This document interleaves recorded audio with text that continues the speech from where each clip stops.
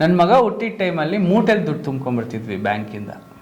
YouTube ನಿನ್ನ ಬೆಳೆಸ್ಬೇಕು, ನೀನ್ ಯೂಟ್ಯೂಬ್ ಬೆಳೆಸ್ಬೇಡ, ಯೋಚನೆ ಮಾಡು ನಾನು ಹೇಳೋದನ್ನ ಅಂದ. ನಾನು ಸಮಾಜದಲ್ಲಿ ಒಬ್ಳು ಪಬ್ಲಿಕ್ ಫಿಗರ್ ಆಗಿ ಗುರ್ಸ್ಕೊಬೇಕು ಅಂತ ಹೇಳಿ ನನ್ನ ಹೆಂಡ್ತಿನ ನಾನು ಬಿಲ್ಡ್ ಮಾಡಿದವನು. ಸೊ ಶಿ ಈಸ್ ಅ ಪತ್ರಕರ್ತೆ, ಅವಳಿಗೆ ಆ ಕಂಟ್ರೋಲಿಂಗ್ ಕೆಪಾಸಿಟಿ ಇದೆ. ಬಟ್ ಅವಳು ದಿನ ಬೆಳಗ್ಗೆ ಸೋಷಿಯಲ್ ಮೀಡಿಯಾ ನೋಡೋಳು, ಕಾಮೆಂಟ್ ಸೆಕ್ಷನ್. ನನಗೆ ಅದು ಇಷ್ಟ ಆಗ್ತಿರ್ಲಿಲ್ಲ, which I don't like it especially.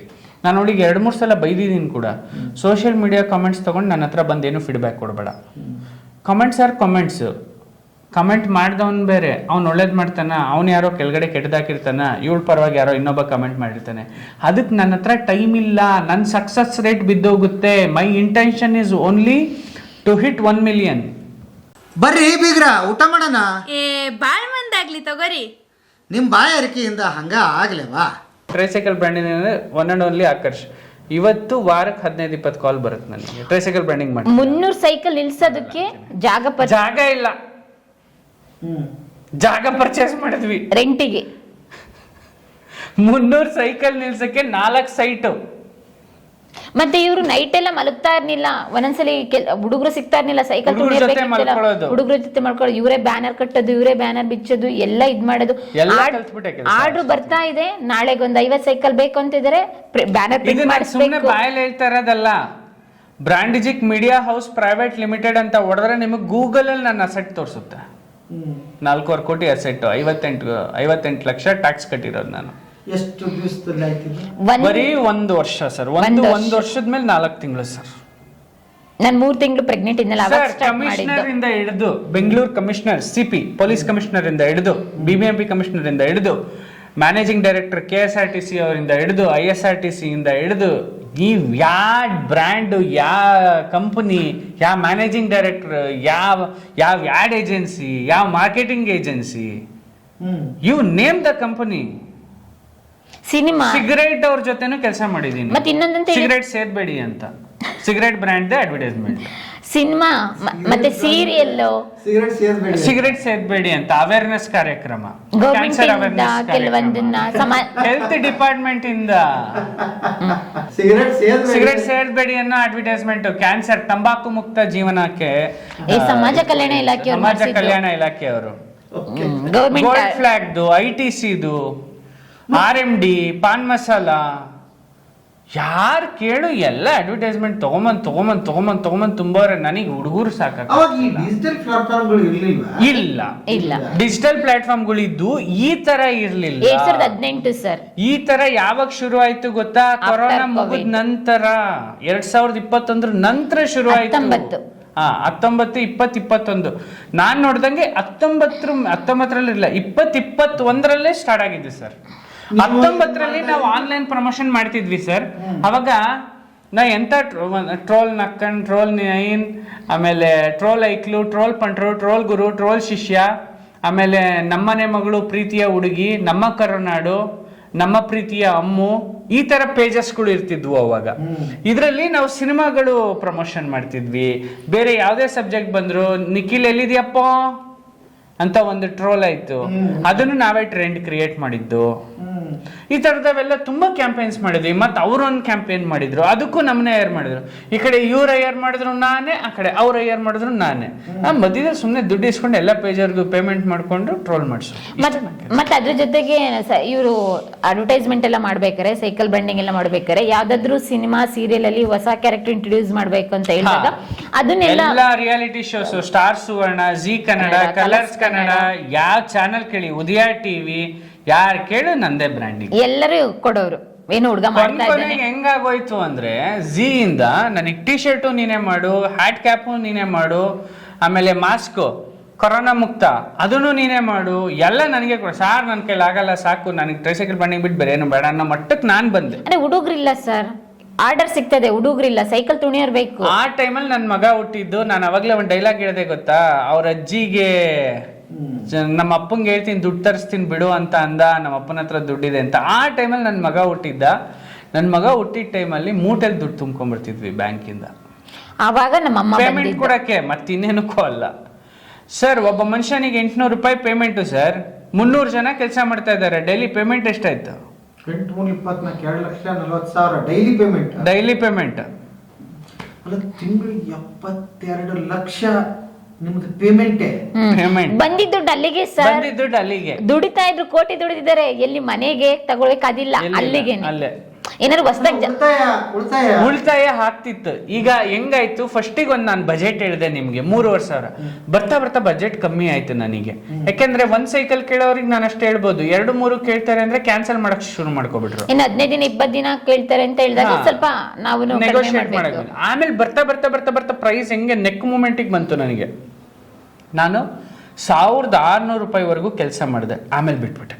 ಯಾಕೆಂದ್ರೆ ಹುಡುಗರಿಗೆ ಒಂದಿನಕ್ಕೆ ನನ್ಗೆ ಗೊತ್ತಾಯ್ತು, ನಂದು ಇಷ್ಟ ಇದ್ರಲ್ಲಿ ಬಿಸ್ನೆಸ್ ನಂದು, ಇದಕ್ ಮೇಲೆ ಮಾರಿದ್ರೆ ನಾನು ಮಾರ್ಜಿನ್ ಎಷ್ಟು ಕಳ್ಕೊಳ್ತೀನಿ ಉಳಿಯೋದು ನಿಮ್ಗೆ ಅದ್ರಾಗೆ?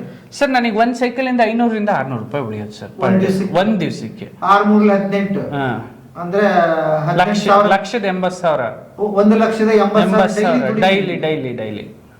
ಆರ್ಡರ್ ಯಾವಾಗ್ಲೂ ಸಿಗ್ತಾ ನಾನು ಅದೇ ಇರ್ಲಿಲ್ವಲ್ಲ ಹೇಳಿದ್ದೆ ಸರ್? ನಿಮಗೆ, 58 ಲಕ್ಷ ಬರೀ ನಾನು ಟ್ಯಾಕ್ಸ್ ಕಟ್ಟಿದ್ದೀನಿ ಅಂತ. Auditor shock. 1 ವರ್ಷದಲ್ಲಿ ರ್ಯಾಪಿಡ್ ಗ್ರೋತ್ ಹೆಂಗ್ ತೋರ್ಸೋದು, ಎಲ್ಲಿ ತೋರಿಸ್ತೀರಾ ನೀವು, ಹಿಂಗೆ ಇದು ಮಾಡ್ತೀರಾ, ಎಲ್ಲ ಪರ್ಸ್ನಲಿಗೆ ತೊಗೊಂಡಿದ್ದೀರಾ, GST ಇಲ್ಲ ಏನಿಲ್ಲ ಅಂತ.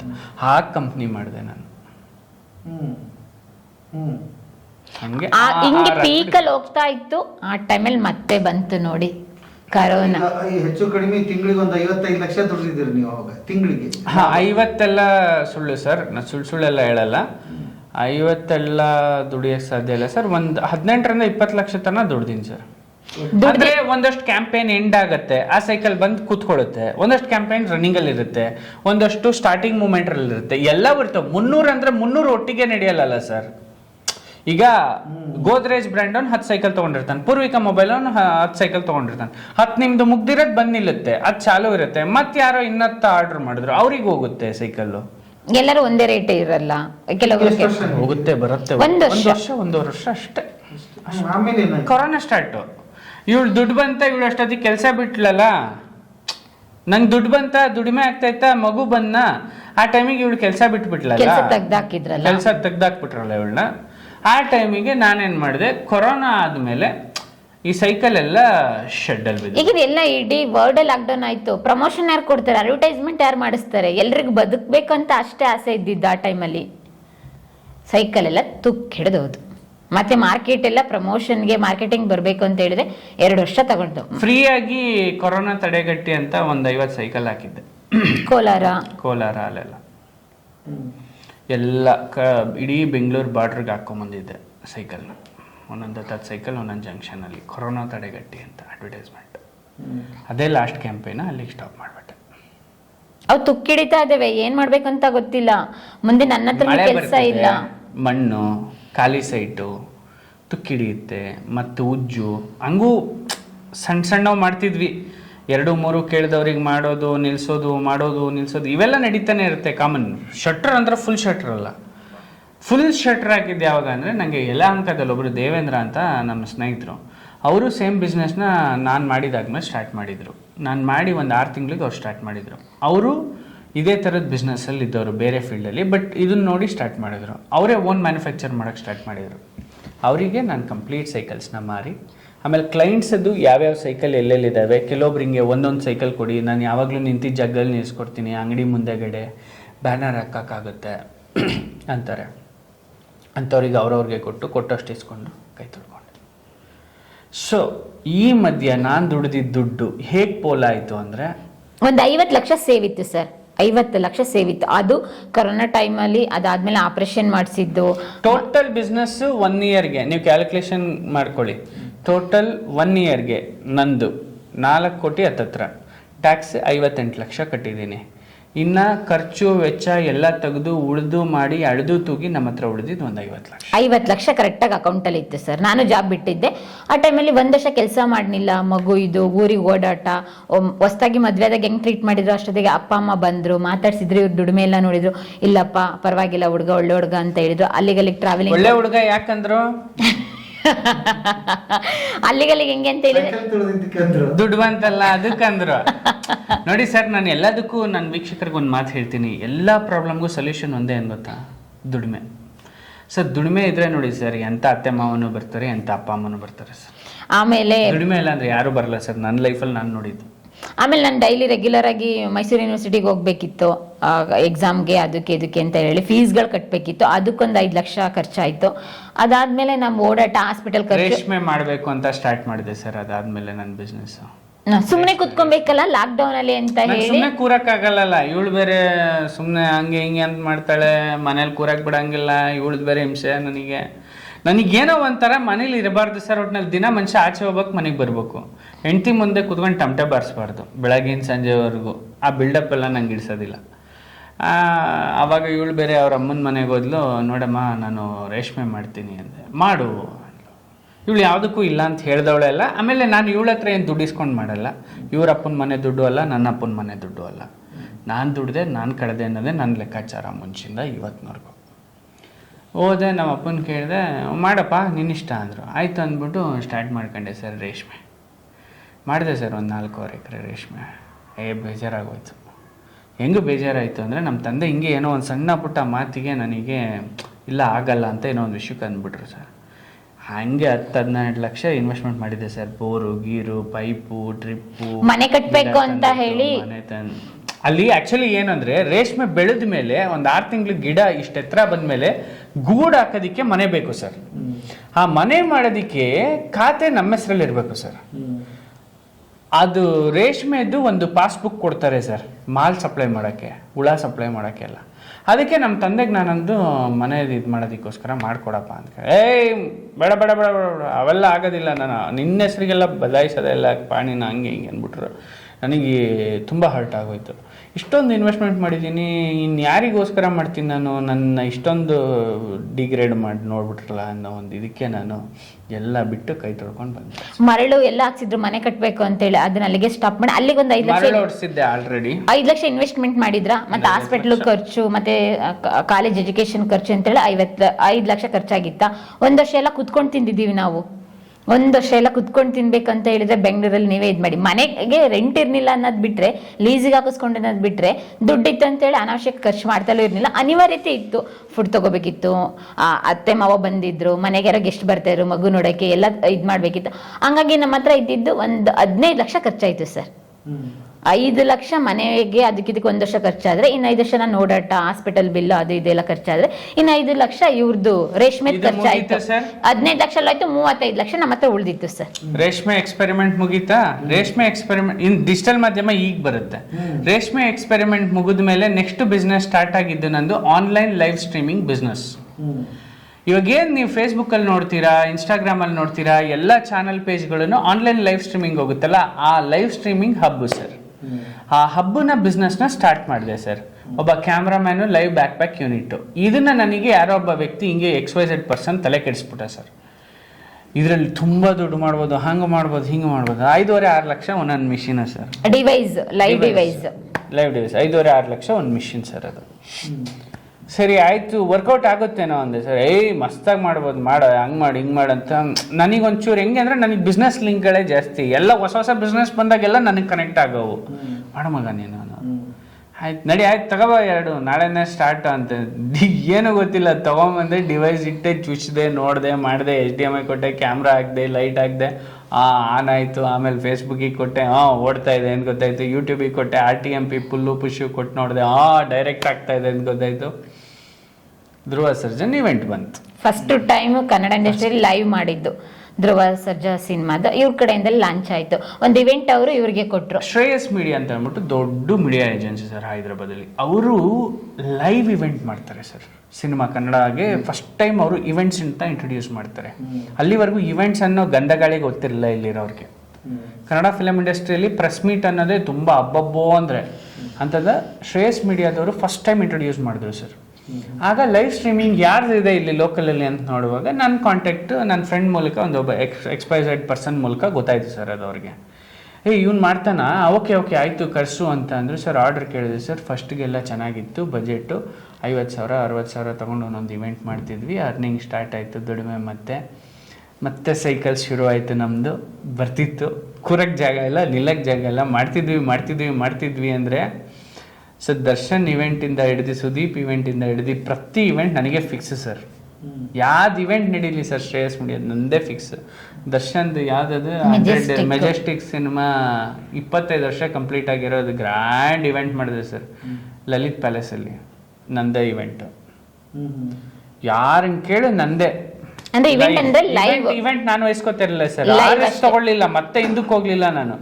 ಬರೀ ಲೈವ್ ಕ್ಯಾಮ್ರಾ ಹಾಕು, ಬ್ಯಾಕ್ ಪ್ಯಾಕ್ ಹಾಕು, OB1 RTMP ಪುಲ್ ಕೊಡು, ಪುಷ್ ತಗೋ, ಕೂತಿದ್ದ ಜಾಗಕ್ಕೆ ಸರ್ವರ್ ಬರುತ್ತೆ, ಸರ್ವರ್ ಹ್ಯಾಂಡಲ್ ಮಾಡು, ಪಂಚ್ ಮಾಡು. ಸರ್ ಆ ಲೈವ್ ಡಿವೈಸ್ಗೆ ಏನ್ ಮಾಡ್ಬೇಕಿತ್ತು ಗೊತ್ತಾ, ಒಂದು ರೀಚಾರ್ಜ್ ಮಾಡ್ಬೇಕಿತ್ತು, ಒಂದ್ 7-8 ಸಿಮ್ ಕಾರ್ಡ್ಗಳು ಹಾಕ್ಬೇಕಿತ್ತು. ಅಯ್ಯೋ ಅದೊಂದು ದೊಡ್ಡ ತಲೆನೋವು. ನೆಟ್ವರ್ಕ್ ಸಿಗ್ತಾ ಇರ್ಲಿಲ್ಲ. ಯಾವಾಗಂದ್ರೆ ಅವಾಗ ಬಿದ್ದೋಗ್ಬಿಡೋದು, ಯಾವಾಗಂದ್ರೆ ಅವಾಗ ಎದ್ದು ಬಿಡೋದು, ಅದು ಯಾವಾಗ ಎದ್ದೋಳೋದು ಯಾವಾಗ ಬಿಡೋದು ಒಂದೂ ಗೊತ್ತಾಗ್ತಾ ಇರ್ಲಿಲ್ಲ. ಯಾಕೆಂದ್ರೆ ಇಲ್ಲಿ ಸ್ಪಾಟ್ ಅಲ್ಲಿ ಟೈಮ್ ಅಲ್ಲಿ ಕ್ಲೈಂಟ್ ನ ಸ್ಯಾಟಿಸ್ಫೈ ಮಾಡ್ಬೇಕಾಗಿರೋದು ನನ್ನ ಜವಾಬ್ದಾರಿ. ಅದಕ್ಕೆ ನಾನು ಇವಳು ಕಳಿಸ್ತಿದ್ದಂಗೆ ಪುಷ್ನ ನನಗೆ ಪುಲ್ ಮಾಡೋಳು, ನಂದು RTMP ಪುಲ್, ನಾನು ಪುಷ್ ಕೊಡಬೇಕು ಸರ್ವರ್ಗೆ. ಪುಲ್ ಮಾಡೋ ಜಾಗದಲ್ಲಿ ಇನ್ನೊಂದು ಡಿವೈಸ್ ಹಾಕೊಂಡು ರೆಕಾರ್ಡಿಂಗ್ ಮಾಡ್ಕೊಂಡ್ಬಿಡೋದು, ಪುಷ್ ಕೊಡ್ತಿರ್ಲಿಲ್ಲ. ಪುಷ್ ಪ್ಲೇ ಬ್ಯಾಕ್ ಕೊಡೋದು ಅಂದ್ರೆ ಡಿಲೇಡ್ ಕೊಡೋದು, ಡಿಲೇ ರಿಲೇ ಅಂದ್ರೆ ಬಂದಿದ್ 1 ನಿಮಿಷ ಡಿಲೇ ಆಗಿ ರಿಲೇ ಆಗತ್ತೆ. ಕ್ಲೈಂಟ್ ಅಲ್ಲಿ ಇರ್ತಾನಲ್ಲ, ಹಿಂಗ್ ಒತ್ತು ನೋಡ್ತಾನಲ್ಲ, ಬರ್ತಿದ್ಯಾ ಅವ್ನ ಪೇಜಲ್ಲಿ ಅಂತ, ಹಾ ಬರ್ತಿದೆ ಅಂತ ಗೊತ್ತಾಗುತ್ತಲ್ಲ, ಹಾ ಬರ್ತಿದೆ. ಯಾಕೆಂದ್ರೆ ನಾವು ರಿಲೇ ಕೊಡ್ತಿದೀವಲ್ಲ, ಅವನಿಗೆ ಗೊತ್ತಾಗಲ್ಲ ಅಲ್ಲಿ ನಾವೇನ್ ಮಾಡ್ತಿರ್ತೀವಿ ಅಂತ. ಸೊ ಅದೆಲ್ಲ ನೋಡ್ಕೊಬಿಟ್ಟು ಜನ ಸಗದಾಗ ಮಾಡ್ತಾವನೆ ಅಂತ ಅಂದ್ರೆ, ಸರ್ ಒಂದು 6 ತಿಂಗಳು 7 ತಿಂಗಳು ನಡೀತು ಸರ್ ಅದು. ಮತ್ತೆ ಬಿದ್ದೋಯ್ತು ಬಿಸ್ನೆಸ್. ಅದು ಹೆಂಗಾಗುತ್ತೆ ಸರ್, ಪ್ರತಿ ಬಿಸ್ನೆಸ್ ಸ್ಟಾರ್ಟಿಂಗ್ ಬಂದಾಗ ಹೆಂಗಾಗುತ್ತೆ ಗೊತ್ತಾ ಸರ್, ಡಿಮ್ಯಾಂಡ್ ಇರುತ್ತೆ. ಅದೇ ಲೈವ್ ಡಿವೈಸ್ ಎಲ್ಲರಿಗೂ ಗೊತ್ತಾಗೋಯ್ತಾ, ನಾನು ಯಾವ್ದು ಯೂಸ್ ಮಾಡ್ತೀನಿ, ಹೆಂಗೆ ಯೂಸ್ ಮಾಡ್ತೀನಿ, ಹೆಂಗೆ ಆಪರೇಟ್ ಮಾಡ್ತೀನಿ, ಅದು 4 ಜನಕ್ಕೆ ಹೋಗ್ಬಿಡುತ್ತೆ ಸರ್ ಮೆಸೇಜು. 4 ಜನನು ನನ್ನಂಗೆ ಬಿಸ್ನೆಸ್ ಮೈಂಡ್ ಸೆಟ್ ಅವರಲ್ವಾ ಸರ್, ಎಲ್ಲರೂ 2 ಮಿಷಿನ್ ಹಾಕಿದ್ರು. ಕೊನೆಗೆ ಲೈವ್ ಯೂನಿಟ್ ಎಷ್ಟವರೆಗೂ ಮಾಡಿದೆ ಅಂದರೆ 5,000 ರೂಪಾಯಿವರೆಗೂ ಮಾಡಿದೆ ನಾನು. ಒಂದು ಯೂನಿಟ್ 50ರಿಂದ 5,000. ಇಲ್ಲಿ ಏನು ಉಳಿತಾ ಇರಲಿಲ್ಲ. ಒಬ್ಬ ಕ್ಯಾಮ್ರಾಮನ್ ಹೋದ್ರೇನೆ ಒಂದ್ ಸೆಷನ್ಗೆ 4 ಅವರಿಗೆ 2,500 ತಗೋತಾನೆ. ಮತ್ತೆ ಅದು ರೀಚಾರ್ಜ್ ಮಾಡ್ಬೇಕಿತ್ತಲ್ಲ, ಡೈಲಿ ರೀಚಾರ್ಜ್ ಮಾಡಬೇಕು. ಡಾಂಗಲ್ಗಳು GB ಗಟ್ಲೆ ಡೇಟಾ ಎಳಿಯೋದು, ಆ ಸರ್ವರ್ ಮೇಂಟೈನ್ ಮಾಡಬೇಕು, ಹಾಸ್ಟಿಂಗ್ ಮೇಂಟೈನ್ ಮಾಡಬೇಕು. ಅವೆಲ್ಲ ಆಗ್ದಲ್ಲೇ ಇರೋ ಕತೆ. ₹1 ದುಡ್ಡು ಉಳಿತಾ ಇರಲಿಲ್ಲ, ಸ್ಟಾಪ್ ಮಾಡ್ಬಿಡಿ ಅಂತ ಹೇಳಿದೆ. ಒಂದು ದಿನ ನಮ್ಮ ಆಫೀಸಲ್ಲಿ ಇದ್ದಂತ ಒಬ್ಬ ಹುಡುಗ ಒಂದು ಕ್ಯಾಮ್ರಾ, ಒಂದು CPU ತಗೊಂಡು ಎಸ್ಕೇಪ್ ಆದ ಸರ್. ಅವತ್ತಿಗೆ ನಾನು ಅನ್ಕೊಂಡೆ, ನಾನು ಹೆಂಗಿದ್ರು ಬಿಸ್ನೆಸ್ ಸ್ಟಾರ್ಟ್ ಮಾಡಬೇಕು ಅಂತಿದ್ದೆ. ಅಷ್ಟೊತ್ತಿಗೆ ಡಿಜಿಟಲ್ ಮಾಧ್ಯಮ ಸ್ಟಾರ್ಟ್ ಆಗ್ಬಿಟ್ಟಿತ್ತು. ಡಿಜಿಟಲ್ ಮಾಧ್ಯಮ ಸ್ಟಾರ್ಟ್ ಆಗ್ಬಿಟ್ಟಿತ್ತು. ಇದು ನಿಲ್ಸಿದ್ನಾ, ಬಿಸ್ನೆಸ್ ಸ್ಟಾಪ್ ಮಾಡಿಬಿಟ್ಟೆ. ಆಗ ಹೊಸದಾಗಿ ಚಾನೆಲ್ ಮಾಡಬೇಕು ಅಂತ ಯೋಚನೆ ಮಾಡಿದೆ ಸರ್. ಇದು ನಂದು ನೆಕ್ಸ್ಟ್ ಬಿಸ್ನೆಸ್. ಚಾನಲ್ ಇನ್ ಸವಾಸ ಬೇಡ ಅಂತ ಕೈ ಮುಗಿದ್ಬಿಟ್ಟೆ, ನ್ಯೂಸ್ ಚಾನಲ್. ಅಷ್ಟೊತ್ತಿಗೆ ಇವಳು ಫ್ರೀ ಆದ್ಲಲ್ಲ, ಏನೇ ಮಾಡ್ತೀಯಾ ಅಂತಂದ್ರೆ ಇವಳು, ನಾನು ಯಾರ ಹತ್ರನೂ ಕೆಲ್ಸಕ್ಕೆ ಹೋಗಲ್ಲ, ಹಾಗೆ ಹೀಗೆ ಅಂತ. ದುಡ್ಡಿದೆ, ರೊಟೇಷನ್ ಆಗ್ತಿದೆ, ಈಗೇನು ದುಡ್ಡಿನ ಸಮಸ್ಯೆ ಇಲ್ಲ ನಮಗೆ. ಆಗ ಅಲ್ಲಿವರೆಗೂ ದುಡ್ಡಿನ ಸಮಸ್ಯೆ. ಯಾವಾಗ ಟ್ರೈಸೈಕಲ್ ಬ್ರ್ಯಾಂಡಿಂಗ್ ಇಂದ ಮುಂದಕ್ಕೆ ಬಂದಲ್ಲ ನಾನು ಹಿಂದಕ್ಕೆ ನೋಡ್ಲೇ ಇಲ್ಲ. ಅಲ್ಲಿಂದ ದುಡ್ಡಿನ ಸುರಿಮಳೆ. ನದಿಲ್ ಖರ್ಚಾದಂಗೆ ನೀರು ಖರ್ಚಾಗೋದು, ನದಿಲ್ ನೀರ್ ಹೆಂಗ್ ಬಂದ್ ಸೇರುತ್ತೆ, ಹಳ್ಳದಿಂದ ಹಂಗ್ ಬಂದ್ ದುಡ್ಡು ಸೇರೋದು ನನ್ನ ಹತ್ರ. ಹಂಗೆ ಗ್ರೋತ್ ನಂದು. ಅಂದ್ರೆ 35 ಲಕ್ಷ ಸೇವ್ ಆಗಿತ್ತು. ಮತ್ತೆ ನಿಮ್ದು ಬಿಸ್ನೆಸ್ ನಂದಲ್ಲ ಅಂತ ಸೈಡ್ಗೆ ಇದು ಲೈವ್ ಸ್ಟ್ರೀಮಿಂಗ್ ಎಲ್ಲ ಬಂದಿದ್ದು ಒಂದು 5 ಲಕ್ಷ ಸೇರಿ ಟೋಟಲ್ 40 ಲಕ್ಷ ಇತ್ತು ಸರ್ ನಮ್ದು. ಡಿಜಿಟಲ್ ಮಾಧ್ಯಮ ಸ್ಟಾರ್ಟ್ ಮಾಡಿದಾಗ ಶುರು ಮಾಡಕ್ಕಿಂತ ಮುಂಚೆ 4 ಲಕ್ಷ ನನ್ನ ಅಕೌಂಟ್ ಅಲ್ಲಿ ಇತ್ತು ಸರ್. 40 ಲಕ್ಷ. ಇದ್ರಲ್ಲಿ ಒಂದು 35 ಲಕ್ಷ ಉಳಿಸಿ ನಂದಲ್ಲ ಅಂತ ಇಟ್ಟಿದ್ದೆ, ಇಲ್ಲೊಂದು 5 ಲಕ್ಷ ಇಟ್ಟಿದ್ದೆ, ಒಂದು 40 ಲಕ್ಷ ದುಡ್ಡಾಗಿತ್ತು ಸರ್. ಆ ದುಡ್ಡನ್ನ ಇಟ್ಕೊಂಡು ಡಿಜಿಟಲ್ ಮಾಧ್ಯಮ, ಆ ದೊಡ್ಡ ಕ್ಯಾಮ್ರಾ, ಪ್ಯಾನಾಸೋನಿಕ್ ಇದು ವಿಡಿಯೋ ಕ್ಯಾಮ್ರಾ 200, ಸೋನಿ 200 ವೆಡ್ಡಿಂಗ್ ಕ್ಯಾಮ್ರಾಗಳು, ಸೋನಿ 200, ಪ್ಯಾನಾಸೋನಿಕ್ 100, ಈ ಕ್ಯಾಮ್ರಾಗಳು ಲೈವಿಗೆ ಕಳಿಸ್ತಾ ಇದ್ದೆ. ಆ ಕ್ಯಾಮ್ರಾ ಹಿಡ್ಕೊಂಡು ಇವಳ ಜೊತೆಗೆ ಶೂಟಿಗೆ ಕಳಿಸ್ತೇನೆ, ಹುಡುಗರು ಕರ್ಕೊಂಡು. ಅದೇ ಹುಡುಗರನ್ನ ಹೋಗು ಡಿಜಿಟಲ್ ಮಾಧ್ಯಮ ಮಾಡು ಅಂತ. ಈ ಡಿಜಿಟಲ್ ಮಾಧ್ಯಮ ಯಾಕೆ ಹೆಸರು ಬಂತು ಅಂತಂದ್ರೆ, ನಂದು ಆಲ್ರೆಡಿ ಲೈವ್ ಸ್ಟ್ರೀಮಿಂಗ್ ಬಿಸ್ನೆಸ್ ಮಾಡ್ಬೇಕಾರೆ ನಾನು ಅವಾಗ ಟಿಪಿಕಲ್ ಬಿಸ್ನೆಸ್ ಮೈಂಡ್ ಸೆಟ್ಗೆ ಬಂದಿದ್ದೆ. ಇಲ್ಲಿ ನಾನು ಏನು ತಪ್ಪು ಮಾಡ್ಕೊಳ್ಳಿಲ್ಲ, ಯಾಕೆಂದ್ರೆ ನೀಟಾಗಿ GST ತಗೊಂಡೆ, ಕಂಪ್ನಿ ರಿಜಿಸ್ಟ್ರೇಷನ್ ತಗೊಂಡೆ, ಬ್ರ್ಯಾಂಡ್ಗೆ ಟ್ರೇಡ್ ಮಾರ್ಕಿಗೆ ಹಾಕೊಂಡೆ, ಒಂದು ಕಂಪ್ನಿ ಇನ್ಕಾರ್ಪೊರೇಷನ್ ಸ್ಟ್ಯಾಂಡರ್ಡ್ಸ್ ಹೆಂಗೆ ಮಾಡ್ತಾರೋ ಆ ಥರ ಮಾಡಿದೆ. ಕಾರ್ಪೊರೇಟ್ ಕಂಪ್ನಿ ಲೆವೆಲಲ್ಲಿ ಮಾಡಿದೆ ನಾನು. ಪ್ರತಿ ರಿಜಿಸ್ಟ್ರೇಷನ್ ಮಾಡಿದೆ, ಎಲ್ಲದು ಮಾಡಿದೆ. BBMP ಲೈಸೆನ್ಸ್ ತೊಗೊಂಡೆ, ಅಂಗಡಿ ಲೈಸೆನ್ಸ್ ತೊಗೊಂಡೆ, ಎಲ್ಲ ನೀವು ಯಾವ ಬೇಕಾದ ಕೇಳಿ ಆ ಲೈಸೆನ್ಸು. ಈ ಲೈವ್ ಸ್ಟ್ರೀಮಿಂಗ್ ಬಿಸ್ನೆಸ್ ಅದಕ್ಕೆ ಮಾಧ್ಯಮ ಕನೆಕ್ಟಿಂಗ್ ಪೀಪಲ್ ಅಂತ ಹೆಸರಿಟ್ಟೆ. ಅವಾಗ ಬೇರೆ ಬೇರೆ ಮಾಧ್ಯಮಗಳು ಇನ್ನು ಯೂಟ್ಯೂಬ್ ಅಲ್ಲಿ ಬಂದಿದ್ವೋ ಇಲ್ವೋ ನನಗೆ ಗೊತ್ತಿಲ್ಲ, ಅವಾಗ ಇನ್ನೂ ಬಂದಿರ್ಲಿಲ್ಲ. ಆಗ ಮಾಧ್ಯಮ ಕನೆಕ್ಟಿಂಗ್ ಪೀಪಲ್ ಅಂತ ಬ್ರ್ಯಾಂಡಿಂಗ್ ಹೆಸರಿಟ್ಟೆ. ಕನೆಕ್ಟಿಂಗ್ ಪೀಪಲ್ ಅಂದ್ರೆ ಮಾಧ್ಯಮ ಅಂದ್ರೇನು, ಮಾಧ್ಯಮ ಮಾಡುವಂತ ಕೆಲಸನೇ ಕನೆಕ್ಟಿಂಗ್ ಪೀಪಲ್. ಸೊ ಈ ನೋಕಿಯಾ ಕನೆಕ್ಟಿಂಗ್ ಪೀಪಲ್ ಗೊತ್ತಾ ನಿಮಗೆ? ಅದನ್ನ ಎತ್ಕೊಂಡ್ಬಂದು ನಾನು ಮಾಧ್ಯಮ ಕನೆಕ್ಟಿಂಗ್ ಪೀಪಲ್ ಮಾಡಿದೆ ಸರ್. ಅಂದ್ರೆ ನೀವು ಮಾಡಿದ್ ಯಾವ್ದಂದ್ರೆ ಬ್ರಾಂಡಿಜಿಕ್ ಮೀಡಿಯಾ ಪ್ರೈವೇಟ್ ಲಿಮಿಟೆಡ್ ಅಂಡರ್ ಅಲ್ಲಿ ಮಾಡಿದ್ದು? ಇಲ್ಲ, ಇದು two both are the different companies. ಬ್ರಾಂಡಿಜಿಕ್ media house private limited is my branding company, ನಾನು ಟ್ರೈಸೈಕಲ್ ಮಾಡಿದ್ದು. Second one is Madhyama connecting people private limited is a separate company. ಒಂದಕ್ಕೊಂದು ಕಂಪ್ನಿಗೆ ಅಟ್ಯಾಚ್ ಇಲ್ಲ. ಇದ್ರೆಂಡರಲ್ಲಿ ಸಿಸ್ಟರ್ಸ್ ಕಂಪನಿ ಮತ್ತೆ ಇನ್ಕಾರ್ಪೊರೇಷನ್ ಮಾಡಿದೆ digital Madhyama. So Madhyama connecting people ಅನ್ನೋ ಹೆಸರಿತ್ತು, ಮಾಧ್ಯಮ ಅಂತ ಒಂದು ಚಾನಲ್ ಮಾಡಬೇಕು ಅಂತ ಹೊರಟೆ. ಚಾನಲ್ ಸವಸ ಬೇಡ ಅಂತ ಕೈ ಮುಗಿದೆ. ಇದನ್ನ ಎಲ್ಲಿ ಮತ್ತೆ ಏನ್ ಮಾಡೋದು, ಇವಾಗ ರೆಕಾರ್ಡಿಂಗ್ ಮಾಡಿದ್ನೆಲ್ಲ ಅಂತ ಯೋಚನೆ ಮಾಡಿದ್ವಿ. ಡಿಜಿಟಲ್ ಅಲ್ಲಿ ಮಾಡೋಣ ಅಂತ ಆಯ್ತು. ಅವಾಗೆಲ್ಲ ಡಿಜಿಟಲ್ ಪಿಕ್ಚರು, ಆ ಪಿಕ್ಚರ್ ಈ ಪಿಕ್ಚರ್, ಈಗೇನು ಸೋಷಿಯಲ್ ಮೀಡಿಯಾದಲ್ಲಿ ನೀವು ಫೇಸ್ಬುಕ್ ಅಲ್ಲಿ ಯೂಟ್ಯೂಬ್ ಅಲ್ಲಿ ಟೈಟಲ್ ನೋಡ್ತೀರಾ, ಆ ಹೆಸರುಗಳೇ ಇರಲಿಲ್ಲ. ಡಿಜಿಟಲ್ ಅಂತ ಹೊಡೆದ್ರೆ ಬೇಕಾದ ಟೈಟ್ಲ್ ಸಿಗೋದು ನಿಮಗೆ. ಅವಾಗ ಈಗ ಯಾವೂ ಸಿಗಲ್ಲ ಬಿಡಿ. ಈಗ ಅಷ್ಟು ಸೋಷಿಯಲ್ ಮೀಡಿಯಾ ಗ್ರೋತ್ ಆಗ್ಬಿಟ್ಟಿದೆ. ಆಗ ಡಿಜಿಟಲ್ ಮಾಧ್ಯಮ ಅಂತ ಇಟ್ಟೆ, ಟೈಟ್ಲ್ ಇಟ್ಟೆ, ಸಿಕ್ತು, ರಿಜಿಸ್ಟ್ರೇಷನ್ ಸಿಕ್ತು, ಟ್ರೇಡ್ ಮಾರ್ಕ್ ಹಾಕೊಂಡೆ. ಸರಿ ಅನ್ಬಿಟ್ಟು ಇವಳನ್ನ ಕೇಳಿದೆ, ಡಿಜಿಟಲ್ ಮಾಧ್ಯಮ ಓಕೆನಾ?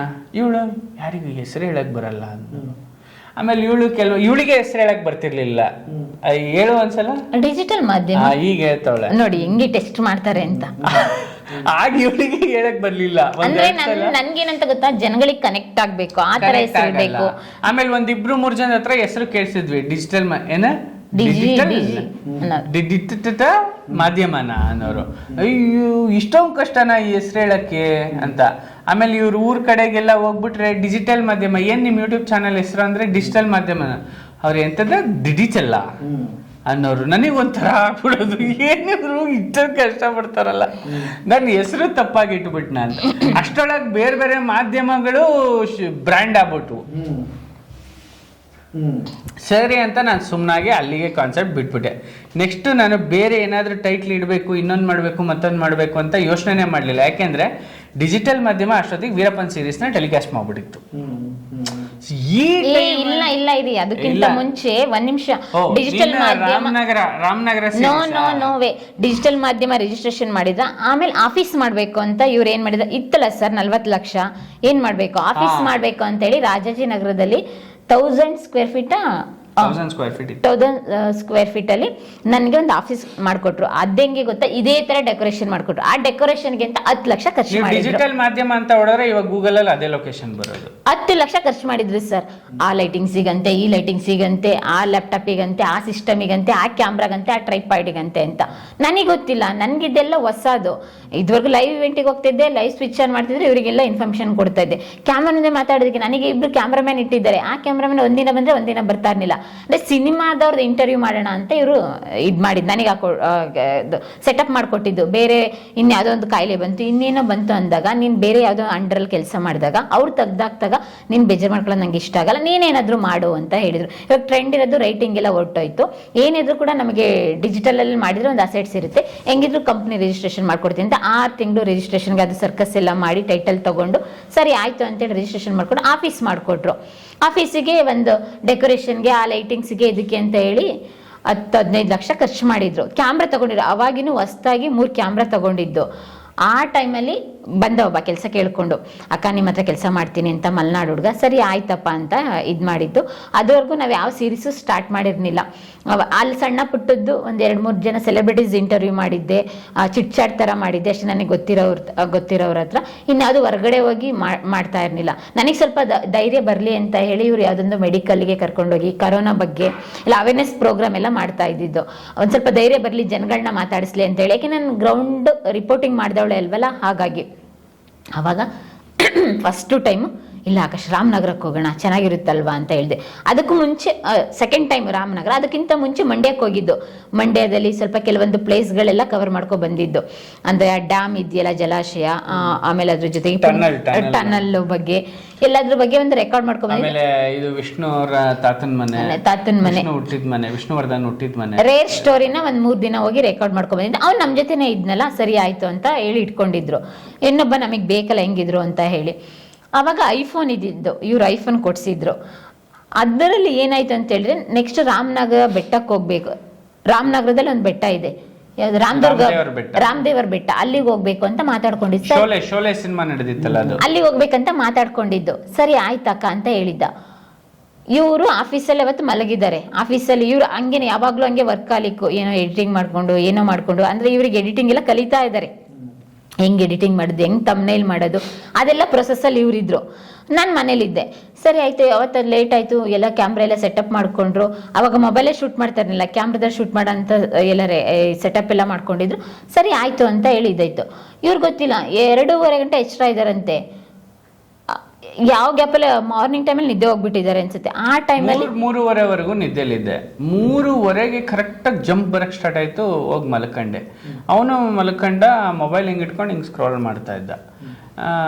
ಆಮೇಲೆ ಸರಿ ಏನು ಮಾಡೋದು ಏನು ಎತ್ತ ಒಂದು ಗೊತ್ತಾಯ್ತಾ ಇಲ್ವಲ್ಲ ಅಂತ ಅಂದ್ಬಿಟ್ಟು ನಿದ್ದೆಗೆ ಹೋಗೋಣ, 5 ಗಂಟೆಗಲ್ವಾ ಎದ್ದೇಳ್ಸೋ ನನ್ನ ಅಂತ ಹೇಳ್ಬಿಟ್ಟು ಮಲಗಿದೆ ಸರ್. ಮಲಗಿದ್ದಷ್ಟೇ ಗೊತ್ತು. ಮತ್ತೆ ಎದ್ದಿದ್ದು ಇವಳು ಕಾಲ್ ಬಂದ್ಮೇಲೆ ನಾ ಕಾಲ್ ಮಾಡಿದೆ, ರಿಸೀವ್ ಮಾಡಲಿಲ್ಲ. ನಾನೇ ಆಫೀಸ್ ಹತ್ರ ಹುಡುಕೊ ಬಂದೆ. ನಮ್ಮನೆಯಿಂದ ಆಫೀಸ್ಗೆ 1 ಕಿಲೋಮೀಟರ್ ಆಗ್ತಾ ಇತ್ತು. ನಡ್ಕೊಂಡ್ ಬಂದೆ. ಏನಕ್ಕಿದ್ರು, ನಾನು ಡೋರ್ ಎಲ್ಲ ಓಪನ್ ಇದೆ. ಏನಂತ ಹೇಳಿದೆ, ಆಕಾಶ್ ಕ್ಯಾಮ್ರಾ ಇಲ್ಲ, ಸಿಸ್ಟಮ್ ಇಲ್ಲ, ಲ್ಯಾಪ್ಟಾಪ್ ಇಲ್ಲ, ಏನಾಯ್ತು ಅಂತ ನಾನು ಅವಾಗ ಎದ್ದಿರ್ತೀನಿ. ಕ್ಯಾಮ್ರಾ, ಸಿಸ್ಟಮ್ ಎಲ್ಲ ಲ್ಯಾಪ್ಟಾಪ್ ಎಲ್ಲ ತಗೊಂಡು ಎಸ್ಕೇಪ್ ಮಾಡ್ಕೊಂಡು ಹೋಗಿದ್ದಾನೆ. ಲೈಟಿಂಗ್ಸ್ ಅಂದ್ಬಿಟ್ರೆ ಇನ್ನೇನಿಲ್ಲ ಸರ್. 10 ಲಕ್ಷದ ಎಲ್ಲ ಐಟಮ್ಸ್ ಗಾನ್. ಹೌದು, ಅದು FIR ಆಯ್ತು.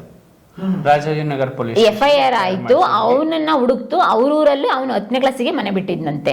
ಅವ್ರ ಮನೆಯಲ್ಲೇ ಹುಡುಕ್ತಾ ಇದಾರೆ. ಅವ್ರ ಮನೆಯಲ್ಲೂ ಕಂಪ್ಲೇಂಟ್ ಎಲ್ಲ ಕೊಟ್ಟಿದ್ದಾರೆ. ಅವನೇನು ಕೈಗೆ ಸಿಕ್ಕಿಲ್ಲ.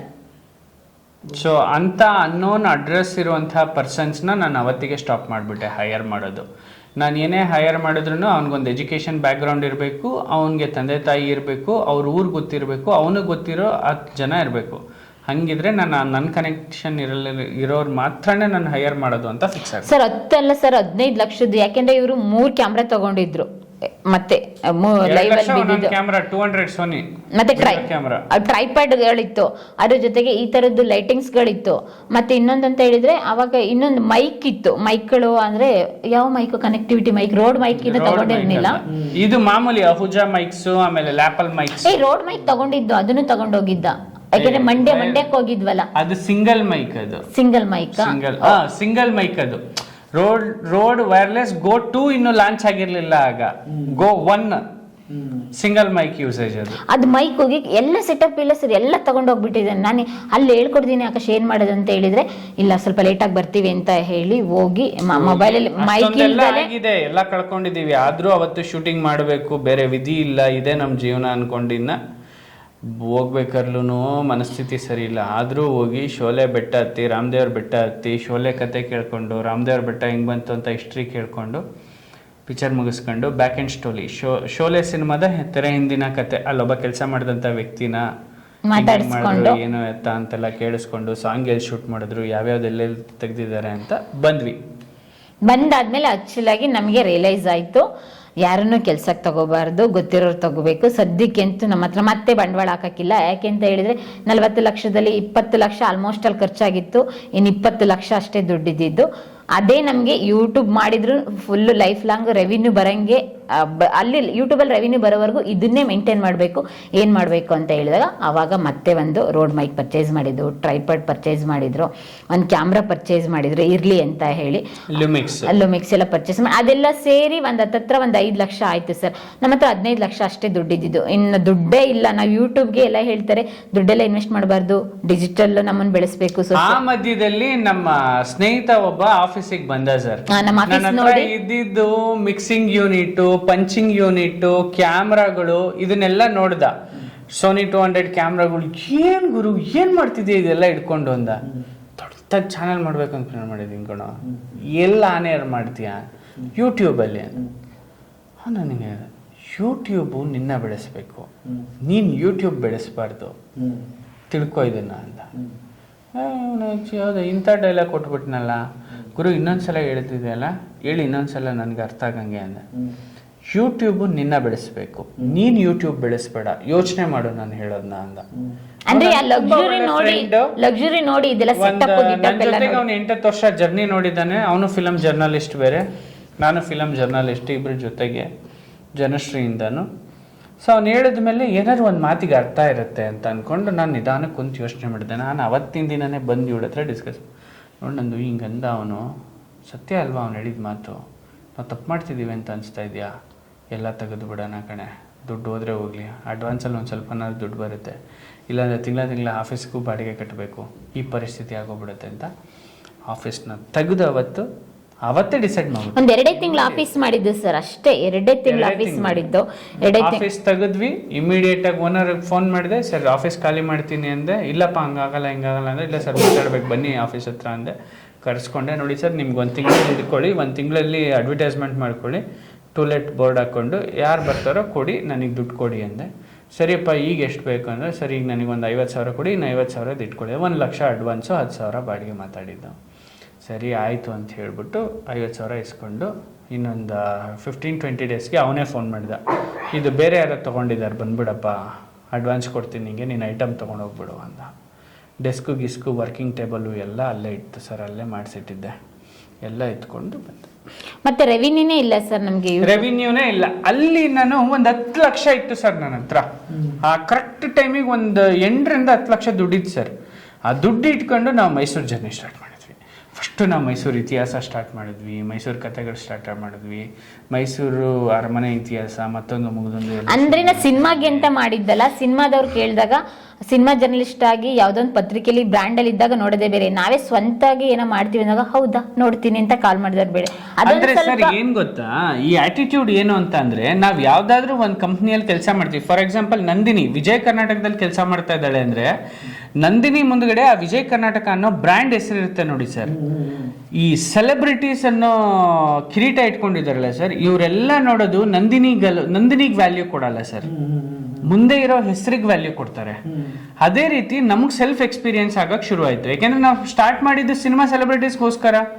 ಸಿನಿಮಾ ಸೆಲೆಬ್ರಿಟೀಸಿಗೆ ಕಾಲ್ ಮಾಡಿ ಮಾತಾಡುವಾಗ ಸರ್ ನಮಗೆ ಬಂದಿದ್ದ ರೆಸ್ಪಾನ್ಸ್ ಹೆಂಗೆ ಅಂದ್ರೆ, ಆಗ ಇವಳು ವಿಜಯ ಕರ್ನಾಟಕದಲ್ಲಿದ್ದಾಗ ಕಾಲ್ ಮಾಡಿದ್ರೆ ಬೇರೆ ರೆಸ್ಪೆಕ್ಟು, ಅದರಿಂದ ಆಚೆ ಬಂದ್ಬಿಟ್ಲಲ್ಲ, ಈಗ ಕಾಲ್ ಮಾಡಿದ್ರೆ ಬೇರೆ ರೆಸ್ಪೆಕ್ಟು.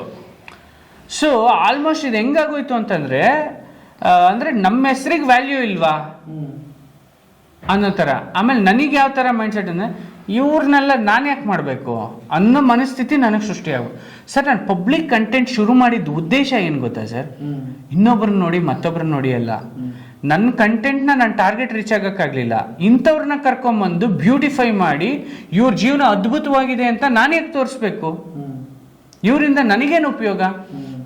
ಬೇಕಿದ್ರೆ ಕಾಸು ಕೊಟ್ಟು ಮಾಡಿಸ್ಕೊಳ್ಳೋ ಮಟ್ಟಕ್ಕೆ ನಾನು ಇಲ್ಲಿ ಬೆಳಿಬೇಕು ಅಂತ ಡಿಸೈಡ್ ಮಾಡಿದೆ ಸರ್. ಅವತ್ತಿಂದ ನಾವು ಯೋಚನೆ ಮಾಡಿದೀವಿ ಸರ್, ಒಬ್ಬ ಬೋಂಡ ಹಾಕೋನ್ ಮಾತಾಡ್ಸಿದೀವಿ, ರೋಡ್ ಸೈಡ್ ಚಪ್ಪಲಿ ಒಲಿಯೋನ್ ಮಾತಾಡ್ಸಿದೀವಿ, ರೈತರು ಮಾತಾಡ್ಸಿದೀವಿ, ಒಬ್ಬ ಶ್ರಮಜೀವಿನ ಮಾತಾಡ್ಸಿದೀವಿ, ಟಾರ್ ರೋಡಿಗೆ ಟಾರ್ ಹಾಕೋನ್ ಮಾತಾಡ್ಸಿದೀವಿ. ಭಾಳ ಎಕ್ಸ್ಪೆರಿಮೆಂಟ್ ಮಾಡಿಬಿಟ್ಟೆ ನಾನು. ನನಗೆ ಬೇಕಾಗಿದ್ದು ಒಂದೇ, ಸೆಲೆಬ್ರಿಟೀಸ್ ಅಂತ ಏನು ಪಟ್ಟ ಇಟ್ಕೊಂಡಿದ್ದಾರೆ ಅವ್ರಿಗೆ ನನ್ನ ಅವಶ್ಯಕತೆ ಬಿದ್ದಾಗ ನನ್ನ ಹತ್ರ ಬರಬೇಕು. ಇದನ್ನ ಗರ್ವದಿಂದ ಹೇಳ್ತೀನಿ ಸರ್ ನಾನು. ಯಾಕೆಂದ್ರೆ ಕಮ್ಮಿ ಸೆಲೆಬ್ರಿಟೀಸ್ ಜೊತೆಗೆ ನನ್ನ ಕಾಂಟ್ಯಾಕ್ಟ್ ಇಲ್ಲ ಇವತ್ತು. ಬೇಜಾನ್ ಜನ ಜೊತೆಗೆ ನನ್ನ ಹೆಸರು ಗೊತ್ತು, ನನ್ನ ಬ್ರ್ಯಾಂಡ್ ಗೊತ್ತು, ನಂದಿನಿ ಅಂದ್ರೆ ಗೊತ್ತು. ಅವ್ರು ಯಾರು ಅವತ್ತ ನಾನು ಇಂಟರ್ವ್ಯೂ ಮಾಡ್ತೀನಿ ಅಂದಾಗ ಬರಲಿಲ್ಲ. ಆಕ್ಚುಲಿ ಶೇಮ್ ಆಗುತ್ತೆ ಇವತ್ತು ಅವ್ರಿಗೆ ಇಂಟರ್ವ್ಯೂ ನೋಡಿದ್ರೆ. ಅಂದ್ರೆ ನೋಡ್ತೀನಿ ಎಷ್ಟು ಹರ್ಟ್ ಆಗಿತ್ತು ನಮಗೆ ಕೇಳ್ತೀನಿ, ಹೌದಾ ಸರಿ ಆಯ್ತು ಇವಾಗ ಬಿಸಿ ಇದ್ದೀನಿ ಅಂತೆಲ್ಲ ಹೇಳೋರು. ಅಂದ್ರೆ ಅಲ್ಲಿವರೆಗೂ ನಾನು ಆನ್ಲೈನ್ ಮಾರ್ಕೆಟಿಂಗ್ ಮಾಡ್ತಿದ್ದೆ ಸಿನಿಮಾ ನೋಡಿ. ನನ್ನ ಜರ್ನಿ ನೋಡಿ ನೀವು, ಸುಮ್ಮನೆ ಓವರ್ಲುಕ್ ಅಲ್ಲ. ಡಿಜಿಟಲ್ ಮಾಧ್ಯಮ ನೋ ನಥಿಂಗ್. ಆಕರ್ಷ್ ಹಿಂದೆಗಡೆ ಒಂದು ಹಿಸ್ಟ್ರಿ ಇದೆ. ಅಷ್ಟು ಬಿಸ್ನೆಸ್ ಮಾಡಿದ್ದೀನಿ, ಅಷ್ಟು ಕೋಟಿ ಟ್ರಾನ್ಸಾಕ್ಷನ್ ಮಾಡಿದ್ದೀನಿ, ಅಷ್ಟು ಸಿನಿಮಾ ಪ್ರಮೋಷನ್ ಮಾಡಿದ್ದೀನಿ, ಅಷ್ಟು ಟ್ರೋಲ್ ಪೇಜ್ಗಳು ಹ್ಯಾಂಡಲ್ ಮಾಡಿದ್ದೀನಿ, ಅಷ್ಟು ಪೊಲಿಟಿಕಲ್ ಲೀಡರ್ಸ್ ಜೊತೆಗಿದ್ದೀನಿ ನಾನು, ಅಷ್ಟು ಸಿನಿಮಾ ಸೆಲೆಬ್ರಿಟೀಸ್ ಜೊತೆಗಿದ್ದೀನಿ ನಾನು. ಹಿಂದೆಗಡೆ ನನ್ನ ಕೆರಿಯರ್ ಹಿಂದೆ ಆ ಒಂದು ಬ್ಯಾಕಪ್ ಇದೆ ನನಗೆ. ಸುಮ್ಮನೆ ನೆನ್ನೆ ಮೊನ್ನೆ ಬಂದು ಡಿಜಿಟಲ್ ಮಾಧ್ಯಮ ಮಾಡಿ ಯೂಟ್ಯೂಬರ್ ಆದವನಲ್ಲ ನಾನು. ನನಗೆಂತ ಒಂದು ಹಿಸ್ಟ್ರಿ ಇದೆ. ಅಷ್ಟು ಇಟ್ಕೊಂಡು ಬಂದ್ರೂ ನನಗೊಂದು ಇಂಟರ್ವ್ಯೂ ಕೊಡಲ್ಲ ಅಂದ್ರಲ್ಲ ನನ್ನ ಸ್ವಂತ ಚಾನಲ್ಗೆ. ಅವತ್ತು ನಾನು ಡಿಸೈಡ್ ಮಾಡಿದೆ, ಪಬ್ಲಿಕ್ ಸ್ಟಾರ್ ಮಾಡಬೇಕು, ಕಂಟೆಂಟ್ ಇಸ್ ಕಿಂಗ್, ಕಂಟೆಂಟ್ನ ಕಿಂಗ್ ಆಗಿ ಮಾಡ್ಬೇಕು ನಾನು ಅಂತ ಯೋಚನೆ ಮಾಡಿ ಡಿಸೈಡ್ ಮಾಡಿ ಶುರು ಮಾಡಿಕೊಂಡು ಅವತ್ತು ನಾನು ಕಂಟೆಂಟ್ನ ಕಿಂಗ್ ಆಗಿ ಮಾಡಿದೆ ಸರ್. ಇವತ್ತು ದುಡ್ಡು ಕೊಟ್ಟು ಯಾವ ಸೆಲೆಬ್ರಿಟೀಸ್ ನನಗೆ ಬೇಡ ಅಂದ್ರಲ್ಲ, ನಾನು ಅವ್ರನ್ನ ರಿಜೆಕ್ಟ್ ಮಾಡಿದೆ ಸರ್. ಇವತ್ತು ಮತ್ತೆ ಬಂದ್ರು ಅವರು, ನಾನು ರಿಜೆಕ್ಟ್ ಮಾಡಿದೆ ಸರ್ ಅವ್ರ ಸಿನಿಮಾನ ನಿಮ್ ಚಾನಲ್ ಅಲ್ಲಿ. ಇದು ಸತ್ಯ. ಅವ್ರು ನನ್ನ ಚಾನಲ್ಗೆ ಬಂದು ಇಂಟರ್ವ್ಯೂ ಮಾಡು, ನನಗೆ ಪ್ರಮೋಷನ್ ಆಗತ್ತೆ ಅಂದಾಗ ನಾನು ಅವ್ರನ್ನ ರಿಜೆಕ್ಟ್ ಮಾಡಿದೆ. ಸಾರಿ bro, I am not interested in your topic ಅಂತ. ಇದು ನನ್ನ ಯೂಟ್ಯೂಬ್ ಜರ್ನಿ. ಅಂದ್ರೆ ಆ ಟೈಮಲ್ಲಿ ನಾವೇನ್ ಮಾಡ್ತೀವಿ ಸರ್, ಅಂದ್ರೆ ನನ್ನ ಟಾರ್ಗೆಟ್ ಯಾವಾಗಲೂ ಏನು ಗೊತ್ತಾ, ನಾನು ಒಂದು ಮಾಡಬೇಕು ಅಂತ ಗುರಿ ಇಟ್ಟರೆ ಅದನ್ನ ತಲುಪದಲ್ಲೇ ಬಿಡಲ್ಲ ಸರ್. ಇವತ್ತು ಇಂಟರ್ವ್ಯೂ ನೋಡಾದ್ಮೇಲೆ ಈ ಇಂಟರ್ವ್ಯೂನ ನೋಡ್ತಾರಲ್ಲ, ನಾನು ಯಾರಿಗೆ ಹೇಳಿದ್ದೀನಿ, ಯಾರಿಗೆ ಅರ್ಥ ಆಗುತ್ತೆ ಅನ್ನೋದು ಗೊತ್ತಾಗುತ್ತೆ. ಅಂದ್ರೆ ಈ ಟೈಮಲ್ಲಿ ನಾನು ಮಗು ಫೀಡಿಂಗ್ ಸ್ಟಾಪ್ ಮಾಡಿದ್ದೆ. ಅವನಿಗೆ ಆಲ್ಮೋಸ್ಟ್ ಅಲ್ಲಿ 1.5 ವರ್ಷ ಆಯ್ತು, 1.25 ವರ್ಷ. ಮಗುನ ಅಮ್ಮನ ಮನೇಲಿ ಬಿಟ್ಟೆ, ಫೀಡಿಂಗು ಸ್ಟಾಪ್ ಆಗುತ್ತೆ, ಅವನು ಸ್ವಲ್ಪ ಒಳ್ಳೆ ವಾತಾವರಣದಲ್ಲಿ ಬೆಳಿತಾನೆ ಅಂತ. ಆವಾಗ ನಾವು ಡಿಜಿಟಲ್ ಮಾಧ್ಯಮ ಸ್ಟಾರ್ಟ್ ಆಗಿದ್ದು. ಈ ವಿಷಯ ಕಳೆದೋಯ್ತು ಇದಾಯ್ತು ಅಂತ ನಮ್ಮ ಮನೆಯವ್ರಿಗೆ ಹೇಳ್ಕೊಳ್ನೇ ಇಲ್ಲ. ಅಷ್ಟೊತ್ತಿಗೆ ನಮ್ಮ ಅಮ್ಮ ತಲೆಯಿಂದ ತೆಗ್ದಾಕ್ಬಿಟ್ವಿ. ಬಿಕಾಸ್ ಅಷ್ಟರೊಳಗೆ ನಾನು ಕೋಟಿ ಕಳೆದಿಟ್ಟು ಇವ್ರು ತೆಗ್ದಾಕಿದ್ರು, ನಾನ್ ತೆಗ್ದಾಕಿರ್ಲಿಲ್ಲ. ಅಯ್ಯೋ ಇಷ್ಟೊಂದು ಲಾಸ್ ಆಯ್ತಲ್ಲ ಆಕಾಶ್ ಅಂತ ಹೇಳಿ. ಇವ್ರದ್ ಬಿಡಿ, ಅದೇ ₹1 ಲೆಕ್ಕಾಚಾರ ಮುಗಿಯಲ್ಲ. ಇನ್ನೊಂದು ಪ್ರಶ್ನೆ ಬರ್ತದೆ ಇಲ್ಲಿ. ಮೊದಲನೇ ಸಾರಿ ಕ್ಯಾಮ್ರಾ ಫೇಸ್ ಮಾಡಿದಾಗ ಏನ್ ಅನ್ಸಿತ್ತು? ಯಾಕಂದ್ರೆ ಸಾಮಾನ್ಯ ಜನ ತಲುಪಬೇಕಾಗಿತ್ತು. ಮಾತಾಡಕ್ ಬರ್ತಿರ್ಲಿಲ್ಲ ಈಕಿಗೆ. ಏನ್ ಕೇಳ್ತೀರಿ ನೀವು? ನಿಮ್ಮಷ್ಟು ಕೇಳಕ್ ಬರ್ತಿದ್ದಿಲ್ಲ. ಹೆಂಗ್ ಮಾತಾಡ್ಬೇಕು ಗೊತ್ತಿಲ್ಲ. ಪಾಪ ಇವಳ್ದು ರೈಟಿಂಗ್ ಫಾರ್ಮೆಟ್, ರೈಟಿಂಗ್ ಅಲ್ಲಿ ನೀವು ಆರ್ಟಿಕಲ್ಸ್ ನೋಡಿ ತುಂಬಾ ಅದ್ಭುತವಾಗಿ ಬರೀತಾಳೆ. ಆದ್ರೆ ಇವಳಿಗೆ ಮಾತಾಡುವಂತಹ ಒಂದು ಆ ಶೈಲಿನೇ ಗೊತ್ತಿಲ್ಲ, ಆ ಗ್ರಾಮರೇ ಗೊತ್ತಿಲ್ಲ. ಹೆಂಗೆ ಹೇಳ್ತೀರಿ ನೀವು? ಸೊ ಹಾಗೆ ಇವಳು ಏನು ತೊದ್ಲು, ಸ್ಟಾರ್ಟಿಂಗ್ ಎಲ್ಲ ತೊದ್ಲು. ನೀವು ವಿಡಿಯೋ ನೋಡಿದ್ರೆ ಗೊತ್ತಾಗ್ಬಿಡುತ್ತೆ ಹೆಂಗೆ ತೊದ್ತಾ ಇದ್ರು ಅಂತ. ಅಂದ್ರೆ ನಾನು ಕರೆಕ್ಷನ್ ಮಾಡಕ್ ಇರ್ತಿದ್ದೆ, ಯಾಕೆಂದ್ರೆ ನಾನು ಬೈ ಪ್ಯಾಷನ್ ಆಂಕರ್. ನಾನು ಜೀವನಕ್ಕೋಸ್ಕರ, ದುಡಿಮೆಗೋಸ್ಕರ, ಯೂಟ್ಯೂಬ್ಗೋಸ್ಕರ ನಾನು ಆಂಕರಿಂಗ್ ಕಲ್ತವನಲ್ಲ. ನಾನು ಸಿನಿಮಾ ನಟ ಆಗಬೇಕು, ನಾಟಕಗಾರ ಆಗಬೇಕು ಅಂತ ಕನಸು ಕಟ್ಟಿದ್ದು 3ನೇ ಕ್ಲಾಸಿಗೆ. ನಮ್ಮಮ್ಮ ಯಜಮಾನ ಸಿನಿಮಾಗೆ ಕರ್ಕೊಂಡು ಹೋದಾಗ, ನಮ್ಮಮ್ಮ ಯಜಮಾನ ಸಿನಿಮಾ ನೋಡಿ ಅಲ್ತವ್ರೆ. ಅಲ್ಲೊಂದು ಮಗು ಕ್ಯಾರೆಕ್ಟರ್ ಬರುತ್ತೆ. ಆ ಕ್ಯಾರೆಕ್ಟರ್ ಬರ್ಬೇಕಾದ್ರೆ ನಾನು ನಮ್ಮಮ್ಮಂಗೆ ಹೇಳಿದ ಜ್ಞಾಪಕ ಇವಾಗಲೂ, ಅಮ್ಮ ನಾನು ಆ ಥರ ಒಂದಿನ ಬರಬೇಕಲ್ಲಮ್ಮ ಅಲ್ಲಿ ಅಂತ. ನಮ್ಮ ತಾಯಿ ಇವತ್ತಿನವರೆಗೂ ಅದನ್ನು ಜ್ಞಾಪಕ ಇಟ್ಕೊಂಡಿದ್ದಾರೆ. ಸೊ ಆ ಥರ ನನ್ನ ಜರ್ನಿ ಪ್ರಾರಂಭ ಆಗಿದ್ದು. ಸೊ ಹಾಗಾಗಿ ನನಗೆ ಈ ಆ್ಯಂಕರಿಂಗು, ಆ್ಯಕ್ಟಿಂಗು ಅನ್ನೋದು ಈಗಲ್ಲ. ನಾನು ಆ್ಯಂಕರಿಂಗ್ ಸ್ಟಾರ್ಟ್ ಮಾಡಿದ್ದು ನಾನು 14 ವರ್ಷ ಇದ್ದಾಗ ಸರ್. ನೀವು ನಾನು ಹೇಳೋಂಥ ಚಾನಲ್ಸ್ಗೆ ಹೋಗಿ ಕೇಳ್ಕೊಂಬನ್ನಿ. ಮೈ ಡ್ರೀಮ್ಸ್ ಮಲ್ಲೇಶ್ವರಮಲ್ಲಿದೆ ಇವತ್ತು. ಗೋವರ್ಧನ್ ಅಂತ owner. TV21, 4M TV, Khan ಅಂತ ಹೇಳ್ಬಿಟ್ಟು, ಜಮದ್ ಖಾನ್ ಅಂತ ಹೇಳ್ಬಿಟ್ಟು ಓನರ್ ಇವತ್ತು ಇದೆ. ರಾಜಾಜಿನಗರ ಎಮಾ ಶೋರೂಮ್ ಆಪೋಸಿಟ್. ನಾನು ಹೇಳೋ ಲೊಕೇಶನ್ಗೆ ಹೋಗಿ ವೆರಿಫೈ ಮಾಡಿ. ಕೋರಮಂಗಲದಲ್ಲಿ ಝನ್ TV ಅಂತ ಹೇಳ್ಬಿಟ್ಟು, FTV ನಾಗರಬಾವಿ ಈಗ ನೋಡ್ತಿದ್ರಲ್ಲ ಅದು ನಾಗರಬಾವಿ ಅಲ್ಲ. ನೀವು 10-15 ವರ್ಷದ ಕೆಳಗೆ ನಾಗರಬಾವಿ ನೋಡಿದರೆ ಇದೇನು ಗುರು ಬಾವಿನೇ ಇದೆಯಲ್ಲ ಇಲ್ಲಿ ಅಂತಿದ್ರಿ. ಆ ನಾಗರಬಾವಿ ನಾನು ನೋಡಿರೋದು. ಓಕೆನಾ? ಇನ್ನು ತುಮಕೂರಲ್ಲಿ ಒಂದು ಕೇಬಲ್ ನೆಟ್ವರ್ಕ್ ಇತ್ತು. ಕೇಬಲ್ ನೆಟ್ವರ್ಕು ಆದರೆ ಹೆಸರು ಮಾಡ್ತೀವಿ, ಅಮೋಘ ತುಮಕೂರು. ಅಲ್ಲಿ ಲೈವ್ ಶೋಸ್ಗಳನ್ನ ಹಾಸ್ಟ್ ಮಾಡ್ತಿದ್ದೆ ನಾನು. ಅಂದರೆ ಯಾವ ಥರ ಕಾಲರ್ ಬರುತ್ತೆ. ಇವತ್ತೊಂದು ಕಾನ್ಸೆಪ್ಟು, ನೀವು ನಿಮ್ಮ ಅಣ್ಣ ತಮ್ಮಂದ್ರಿಗೆ ರಾಖಿ ಕಟ್ಟೋಕ್ಕಿಂತ ಮುಂಚೆ ಏನಾದರೂ ಒಂದು ಸಸ್ಪೆನ್ಸ್ ಕೊಡ್ತೀರಾ ಅಂತಂದರೆ ಇವತ್ತಿನ ಟಾಪಿಕಲ್ಲಿ ನೀವು ಆ ಟಾಪಿಕ್ನ ನನಗೆ ಹೇಳಬೇಕು, ಯಾವ ಥರ ಸಸ್ಪೆನ್ಸ್ ಕೊಡ್ತೀರಾ ಅಂತ.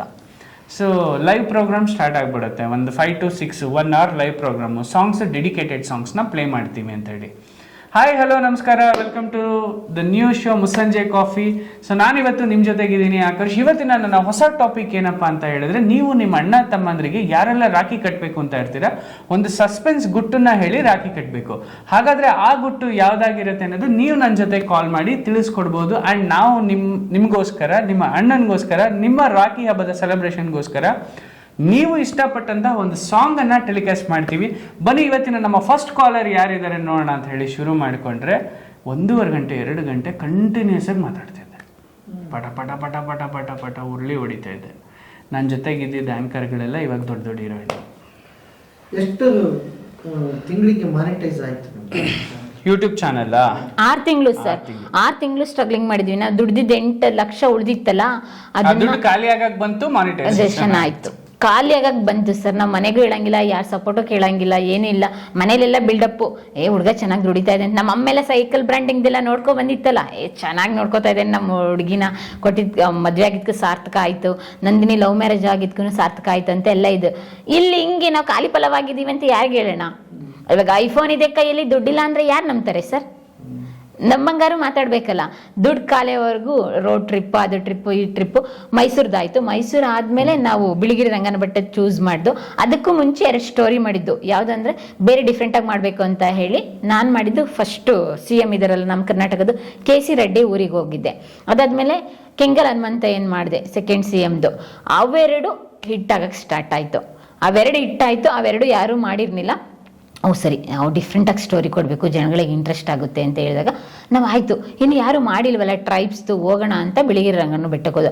ಆವಾಗ ನಮಗೆ 15,000 ಸಬ್ಸ್ಕ್ರೈಬರು ಆಗಿರಲಿಲ್ಲ ಬಿಳಿಗಿರಿ ರಂಗನ ಬೆಟ್ಟಕ್ಕೆ ಹೋದಾಗ.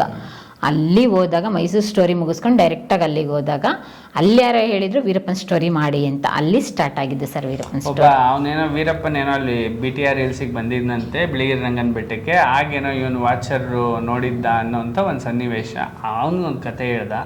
ಆ ಕತೆ ಚೆನ್ನಾಗಿದೆ ಅಂತ ಅನ್ನಿಸ್ತು. ಆ ಕತೆ ಹಿಂದೆ ಓಡೋಕೆ ಶುರು ಮಾಡಿದ್ವಿ. ನಮ್ಮನ್ನ ಅದು ಹೂಗ್ಯಮ್ಮು, ಮೀಣ್ಯಮ್ಮು, ಶೂನ್ಯಮ್ಮು, ಸತ್ಯಮಂಗಲ, ಕನ್ಮಂಗಲ, ಪನ್ಮಂಗಲ ಅಂತ ಎಲ್ಲ ಕಡೆ ನಮ್ಮನ್ನು ಕರ್ಕೊಂಡು ಹೊರಟೋಯ್ತು ಸರ್. ಇದು ಆ ಜರ್ನಿ ಮತ್ತೊಂದು ದಿಕ್ಕನ್ನೇ ಬದಲಾಯಿಸ್ಬಿಡ್ತು ನಮ್ಗೆ. ಕೊಳತ್ತೂರಿಗೆ ಹೋಗಿದ್ದು, ಅಲ್ಲೋದ ವೀರಪ್ಪನ್ ಡೆತ್ ಪ್ಲೇಸಿಗೆ ಹೋದಾಗ ನಮ್ಮನ್ನ 50 ಜನ ಅಟ್ಯಾಕ್ ಮಾಡಿಬಿಟ್ಟಿದ್ರು. ಯಾಕೆ ಅಂತ ಹೇಳಿದ್ರೆ ಅಲ್ಲಿ ನಿಂತ್ಕೊಂಡು ನೋಡಿ ಇಲ್ಲೇ ಮಲಗಿದ್ದಾನೆ ನರಹಂತಕ ವೀರಪ್ಪನ. ಅವರು ತಮಿಳಲ್ಲಿ ಏನು ಹೇಳಿದ್ರು ಆಕರ್ಷ್? ಅದೇ ಇಂದ ಪೊಣ್ಣು ಎಂಗ ನಮ್ಮ ಅಣ್ಣಾಕಿ தலைவருக்கு ಏನೋ ಅಂದೆ ನೀನು ಅವಳಿಗೆ ನರ ಅಂತಕ ಅಂತ ವಾಂಗ ನಂಗೆ ಪೋಲಾ ಅಂತ ಅಂದ್ಬಿಟ್ಟು ಒಂದು 15 ಜನ ಗುಂಪಾಗ್ಬಿಡದೆ ಸರ್ ಸಡನ್ ಆಗಿ. ಅವರು ಅಲ್ಲಿದ್ದವ್ರು ಅವ್ನು ಹೋಗ್ಬಿಟ್ಟು ಜನಗಳು ಕರ್ಕೊಂಡ್ಬಂದ್ಬಿಟ್ಟ. ಸಡನ್ ಆಗಿ ಅಲ್ಲಿಂದ ಜಾಗ ಬಿಟ್ಬಿಟ್ವಿ ನಾವು. ಯಾವುದೋ ಒಂದು ಕಾಡಿ ನುಗ್ಗಿಸ್ಬಿಟ್ರು. ಆ ವೇಳೆಗಾಗ್ಲಿ ಅಲ್ಲಿ ನಾವು ಒಂದೊಂದು ರೆಸಾರ್ಟಲ್ಲಿ ಉಳ್ಕೊಬೇಕು ಅಂತ ಹೇಳಿ ಕನಿಷ್ಠ ಅಂದು 5,000 ಸರ್ ಸ್ಟೇ ಆಗಕ್ಕೆ, 7,000 ಸ್ಟೇ ಆಗಕ್ಕೆ. ಮತ್ತೆ ಯಾರು ಸಪೋರ್ಟ್ ಕಡೆಗೆಲ್ಲ ಸ್ವಲ್ಪ ರೇಟ್ ಜಾಸ್ತಿ ಉಳ್ಕೊಬೇಕು ಅಂತ ಹೇಳಿ ಉಳ್ಕೊಳ್ಳೇಬೇಕಿತ್ತು. ಅವಾಗ ಈ ಕಾರು ಇರ್ಲಿಲ್ಲ, ಟೆಂಟ್ ಗಿಂಟ್ ಕಾನ್ಸೆಪ್ಟೇ ಎಲ್ಲ ಬಿಡಿ. ಫುಡ್ ಯಾವಾಗಲೂ ತಿಂತದೆ, ಯಾವಾಗ ಇದು ಮಾಡ್ತಾ ಇದ್ದು. ಸೆಕೆಂಡ್ ಟೈಮ್ ವೀರಪ್ಪನ್ ಸ್ಟೋರಿಗೆ ಹೋದಾಗ ನಮ್ಗೆ ಸ್ವಲ್ಪ ವ್ಯವಸ್ಥಿತವಾಗಿ ಎಲ್ಲ ತಗೊಂಡಿದ್ದು ಬಿಟ್ರೆ ಇನ್ನೇನು ಇರ್ಲಿಲ್ಲ. ಅಷ್ಟೊತ್ತಿಗೆ 6 ತಿಂಗಳಾಗ್ಬಿಟ್ಟಿತ್ತು. ಅವಾಗ ಮಾನಿಟೈಸೇಷನ್ ಆಗಿದ್ದು ಸರ್. ಮೊದಲನೇ ಪೇಔಟ್ ಅಂತ ಏನು ಇಟ್ಟಿಲ್ಲ. ಆಸ್ ಯೂಶಲಿ ಎಲ್ಲರಿಗೂ ಬಂದಾಗ ನನಗೂ ಜ್ಞಾಪಕ ಇದೆ 8,000 ಸಮಥಿಂಗ್ ಏನೋ ಬಂದಿತ್ತು. 8,900 ಸಮಥಿಂಗ್ ಬಂದಿತ್ತು. ಅದೇ ನನ್ನ ಫಸ್ಟ್ ಪೇಮೆಂಟು. ನಮ್ಮ ಕ್ಯೂರಿಯಾಸಿಟಿ ಪಾಯಿಂಟ್ ಏನಂತಂದರೆ ಆ್ಯಕ್ಚುಲಿ ಎಲ್ಲಿವರೆಗೂ ಅಂದರೆ ನಾವು ಹಿಸ್ಟ್ರಿ ಮಾಡಿದ್ವಿ, ಬೇರೆ ಬೇರೆ ಕಥೆಗಳು ಮಾಡಿದ್ವಿ. ಒಂದು 5 ದಿನಕ್ಕೋ 6 ದಿನಕ್ಕೋ ನೋಡಿದ್ರೆ 400, 300, 200 ವ್ಯೂಸ್ ಎಲ್ಲ ಬರ್ತಿತ್ತು ಸರ್. ನನಗೆ ಫಸ್ಟ್ ಟೈಮ್ ಆಶ್ಚರ್ಯ ಆಗಿದ್ದ ಸ್ಟೋರಿ ಯಾವುದಪ್ಪ ಅಂದರೆ ನನಗೆ ಫಸ್ಟ್ ಟೈಮ್ ಆಶ್ಚರ್ಯ ಆಗಿದ್ದ ಸ್ಟೋರಿ ಯಾವುದಪ್ಪ ಅಂತಂದರೆ ಅದು ನಾವು ಮಾಡಿದ್ದು ಚಾಮರಾಜನಗರದಲ್ಲಿ first story sir. Killing Veerappan ಕತೆ. ವೀರಪ್ಪನ್ನ ಹುಡುಕಾಟ ಹೇಗೆ ನಡೀತು, ವೀರಪ್ಪನ್ ಅಂದರೆ ಯಾರು ಅಂತ ಒಂದು ಸ್ಟೋರಿ ಮಾಡಿದ್ವಿ ಸರ್. ಅಲ್ಲಿವರೆಗೂ ನಮ್ಮ ವ್ಯೂಸು ವಾರಕ್ಕೆ 50, 100, 200, 300, 400, 500 ಗಡಿ ದಾಟಿರಲಿಲ್ಲ ಸರ್. ಫಸ್ಟ್ ಟೈಮು ನಾವೊಬ್ಬರು ಜರ್ನಲಿಸ್ಟ್ನ ಇಟ್ಕೊಂಡ್ವಿ ಸರ್. ಅಲ್ಲಿಂದ ನಮ್ಮ ಕತೆ ಸ್ಟಾರ್ಟ್ ಆಯಿತು. ಅಂದರೆ ನಾವಿಲ್ಲಿ ಮಾಡ್ಕೊಂಬಂದಿದ್ವಿ, ಅದನ್ನ ಟೆಲಿಕಾಸ್ಟ್ ಮಾಡಿರಲಿಲ್ಲ. ಇವನು ವಾಚರ್ ಹೇಳಿದ ಕತೆ ನಿಜವಾಗ್ಲೂ ನನಗೆ ಹೇಗೆ ಅನಿಸಿತ್ತು ಅಂದರೆ, ಇದನ್ನ ಹಾಕಿದ್ರೆ ಯಾವನ್ ನೋಡ್ತಾನೆ, ನನ್ನೂ ಸೇರಿ ಬೈತಾನೆ, ಅವನು ಏನೋ ಆ ಸೋಲಿಗರು ಮಾತಾಡೋ ಭಾಷೆ ನೋಡಿ ಅವ್ರದ್ದು ಕನ್ನಡ ಡಿಫ್ರೆಂಟ್ ಆಗಿದೆ ಅಂತ ಈ ಥರ ಇಲ್ಲಿ ಮಾತಾಡುವಂಥ ಟೋನ್ಸು ಅದನ್ನು ಹಾಕಿದ್ರೆ ಯಾವನಿಗೆ ಅರ್ಥ ಆಗಿತ್ತು, ಯಾವನು ಕೇಳ್ತಾನೆ.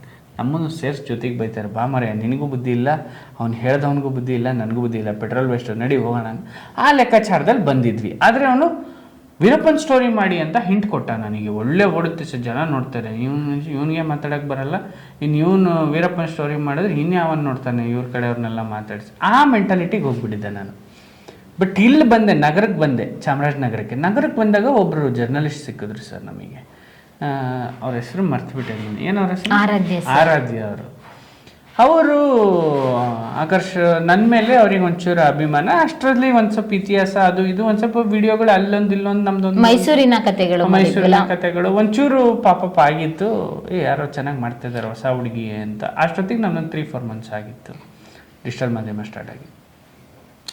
ಈ ವೀರಪ್ಪನ್ ಸ್ಟೋರಿ ಹೇಗಾಯಿತು ಅಂತಂದರೆ ಅವ್ರನ್ನ ಕೇಳಿದೆ, ಸರ್ ವೀರಪ್ಪನ ಕತೆ ಯಾರಾದರೂ ಹೇಳ್ತಾರ ಅಂದೆ.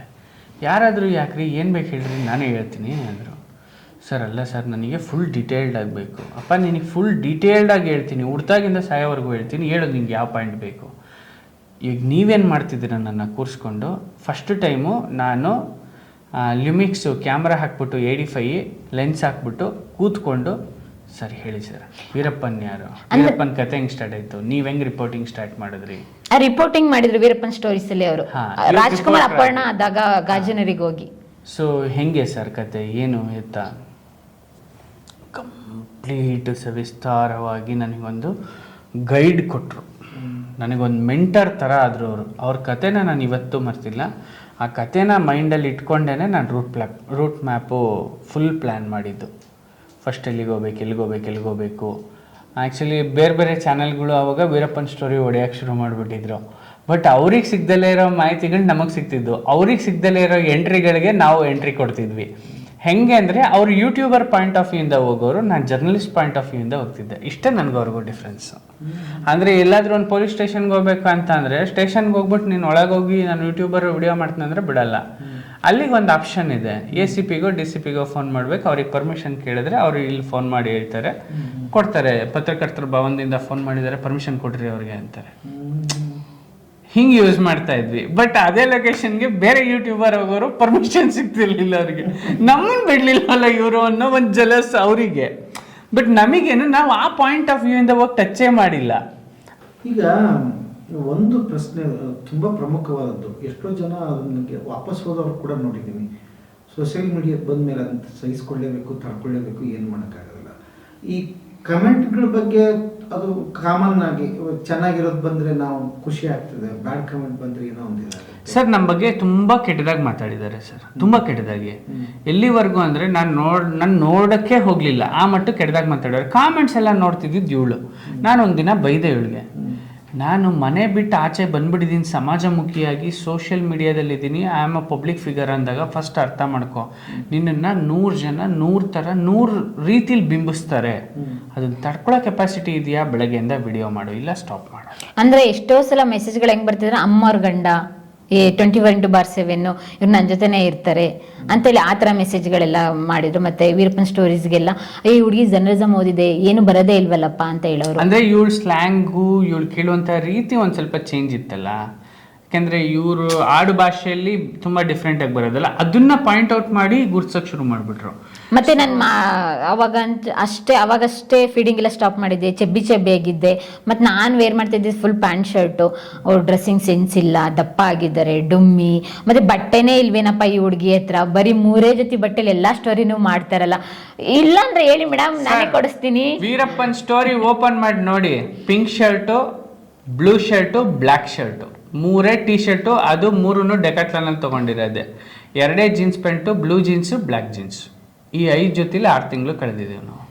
ಅವಾಗ ತಗೊಂಡು ಹೋಗ್ಬಾರ್ದು ಅಂತ ಅಲ್ಲ, ನಮ್ಮ ಹತ್ರ ಪ್ಲಾನಿಂಗೇ ಇರಲಿಲ್ಲ, ಸುಮ್ಮನೆ ಹೋಗಿದ್ದಲ್ಲ ಬರೋಣ ಅಂತ ಹೇಳಿ. ಹಾಗಾಗಿ ಬ್ಯಾಡ್ ಕಮೆಂಟ್ಸ್ಗಳು ಸಾಕಷ್ಟು ಬರೋದು ಸರ್. ನಾನು ಸ್ಟಾರ್ಟಿಂಗ್ ಸಿಕ್ಕಾಪಟ್ಟೆ ತಲೆ ಕೆಡಿಸ್ಕೊತಿದ್ದೆ, ಹಿಂಗಂದಿದ್ದಾರಲ್ಲ ಹಿಂಗಂದ್ರೆ. ಯಾಕೆಂದರೆ ನನಗೆ ಆ ನೆಗೆಟಿವಿಟಿ, ಆ ಬ್ಯಾಡ್ ಕಮೆಂಟ್ಸ್ ಎಲ್ಲ ನಾನು ಕೇಳಿದವಳೆ ಅಲ್ವಲ್ಲ, ಹೊಸ ವಿಚಾರಗಳೆಲ್ಲ.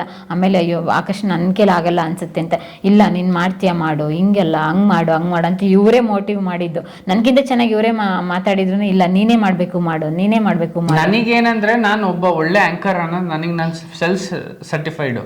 ಯಾಕೆಂದ್ರೆ ನನಗೆ 7-8 ವರ್ಷ ಅಷ್ಟರಲ್ಲಿ ಎಕ್ಸ್ಪೀರಿಯೆನ್ಸ್ ಇತ್ತು. ಲೈವ್ ಶೋ ಅಷ್ಟು ಮಾಡಿ, ಇದಾದರೆ ರೆಕಾರ್ಡಿಂಗ್ ಬಿಡಿ, ಲೈವ್ ಶೋ ಮಾಡ್ತಿದ್ವಿ. ಒಂದು ಪದ ತೊದಲಂಗಿಲ್ಲ, ಒಂದು ಪದ ತಪ್ಪಾಗಿ ಮಾತಾಡೋಂಗಿಲ್ಲ, ಸ್ಟಾಪ್ ಮಾಡಿ ಬೀಪ್ ಕೊಟ್ಟು ಮಾತಾಡೋಂಗಿಲ್ಲ, ಕಂಟಿನ್ಯೂ ಒಂದು ಫ್ಲೋ ಇರಬೇಕು, ಒಂದು ಸ್ಟ್ರೆಚ್ ಇರಬೇಕು, ನಗು ಮುಖ ಇರಬೇಕು. ಆ ನಗುನ ಹಾಗೆ ಒಂದು ಎಪಿಸೋಡ್ 1 ಅವರ್ ಲೈವ್ ಶೋ ಅಲ್ಲಿ ಆ ನಗ್ನಗ್ತಾನೆ ಇರಬೇಕು. ಸೊ ಆ ಕಷ್ಟ ಸ್ಪಾಟಲ್ಲಿದ್ದವನಿಗೆ ಗೊತ್ತು ಲೈವ್ ಕಾರ್ಯಕ್ರಮದಲ್ಲಿ. ಹಾಗಾಗಿ ನನಗದು ರೂಢಿಯಾಗಿತ್ತು. ಬಟ್ ನಾನು ಮಾಡ್ಬೋದಿತ್ತು ಡಿಜಿಟಲ್ ಮಾಧ್ಯಮ, ಮಾಡೋಕ್ಕಾಗಲ್ಲ ಅನ್ನೋಂಥ ದೊಡ್ಡ ಟಾಸ್ಕ್ ಏನಲ್ಲ ನನಗೆ. ಬಟ್ ನನಗೆ ಇವಳನ್ನು ಕ್ಯಾಮ್ರಾಮನ್ ಮಾಡೋಕ್ಕೆ ಇಷ್ಟ ಇರಲಿಲ್ಲ ನನಗೆ. ಯಾವತ್ತು ಕ್ಯಾಮ್ರಾಮನ್ಸು ಹುಡುಗಿರು ಆಗಬಾರ್ದು ಅಂತ ಏನಿಲ್ಲ, ಪ್ಯಾಷನೆಟಾಗಿ ಆಗ್ತಾರೆ. ಇವಾಗೆಲ್ಲ ವೈಲ್ಡ್ ಲೈಫ್ ಅವರು ಇವರು ಎಲ್ಲ ಬಂದ್ಬಿಟ್ಟಿದ್ದಾರೆ ಹೆಣ್ಮಕ್ಳು ಫೋಟೋಗ್ರಫಿ ಫೀಲ್ಡಲ್ಲಿ. ಬಟ್ ಇಲ್ಲಿ ಇವಳಿಗೆ ಗಂಧ ಗಾಳಿ ಗೊತ್ತಿಲ್ಲ. ಇವಳನ್ನ ಕರ್ಕೊಂಬಂದು ನಾನು ಮಾಡಿದ್ರೆ ಅದು ಜನರು ನೋಡುವಂಥ ರೀತಿ, ಏನೋ ಹುಡುಗ ಆ್ಯಂಕರ್ ಆಗೇನೆ, ಹುಡುಗಿ ಕ್ಯಾಮ್ರಾಮನ್ ಆಗಿದ್ದಾಳೆ ಅಂತ ಏನೋ ಹಿಂಗೇನೋ ಮಾತಾಡ್ಬಿಡ್ಬೋದೇನೋ. ಸೊ ನನಗೊಂಥರ ಬೇಜಾರು ಅನಿಸ್ತು. ಸೊ ನಾನು ಅವತ್ತೇ ಡಿಸೈಡ್ ಮಾಡಿದೆ, ಇಲ್ಲಮ್ಮ ನನಗೆ ಯಾವತ್ತು ದುಡ್ಡು ಮಾಡ್ತೀನಿ ಡಿಜಿಟಲ್ ಮಾಧ್ಯಮದಿಂದ, ಅವತ್ತು ನಾನು ಬೇರೆ ಸಪ್ರೇಟ್ ಚಾನಲ್ ಮಾಡ್ತೀನಿ ಅಂತ ಹೇಳಿ ಅಲ್ಲಿಗೆ ಬಿಟ್ಬಿಟ್ಟೆ. ಬಟ್ ನಾನು ಇಷ್ಟೊತ್ತು ನಿಮ್ಮ ಕತೆ ಕೇಳಿದಾಗ ಅನಿಸುತ್ತೆ, ನೀವು ಸಡನ್ನಾಗಿ ರಿಯಾಕ್ಟ್ ಆಗ್ತೀರಿ, ಡಿಸಿಷನ್ ಏನು ಬೇಕಾದ್ರೂ 10 ಸೆಕೆಂಡಲ್ಲಿ ತೊಗೊಂಡು ಬರ್ತೀರಿ.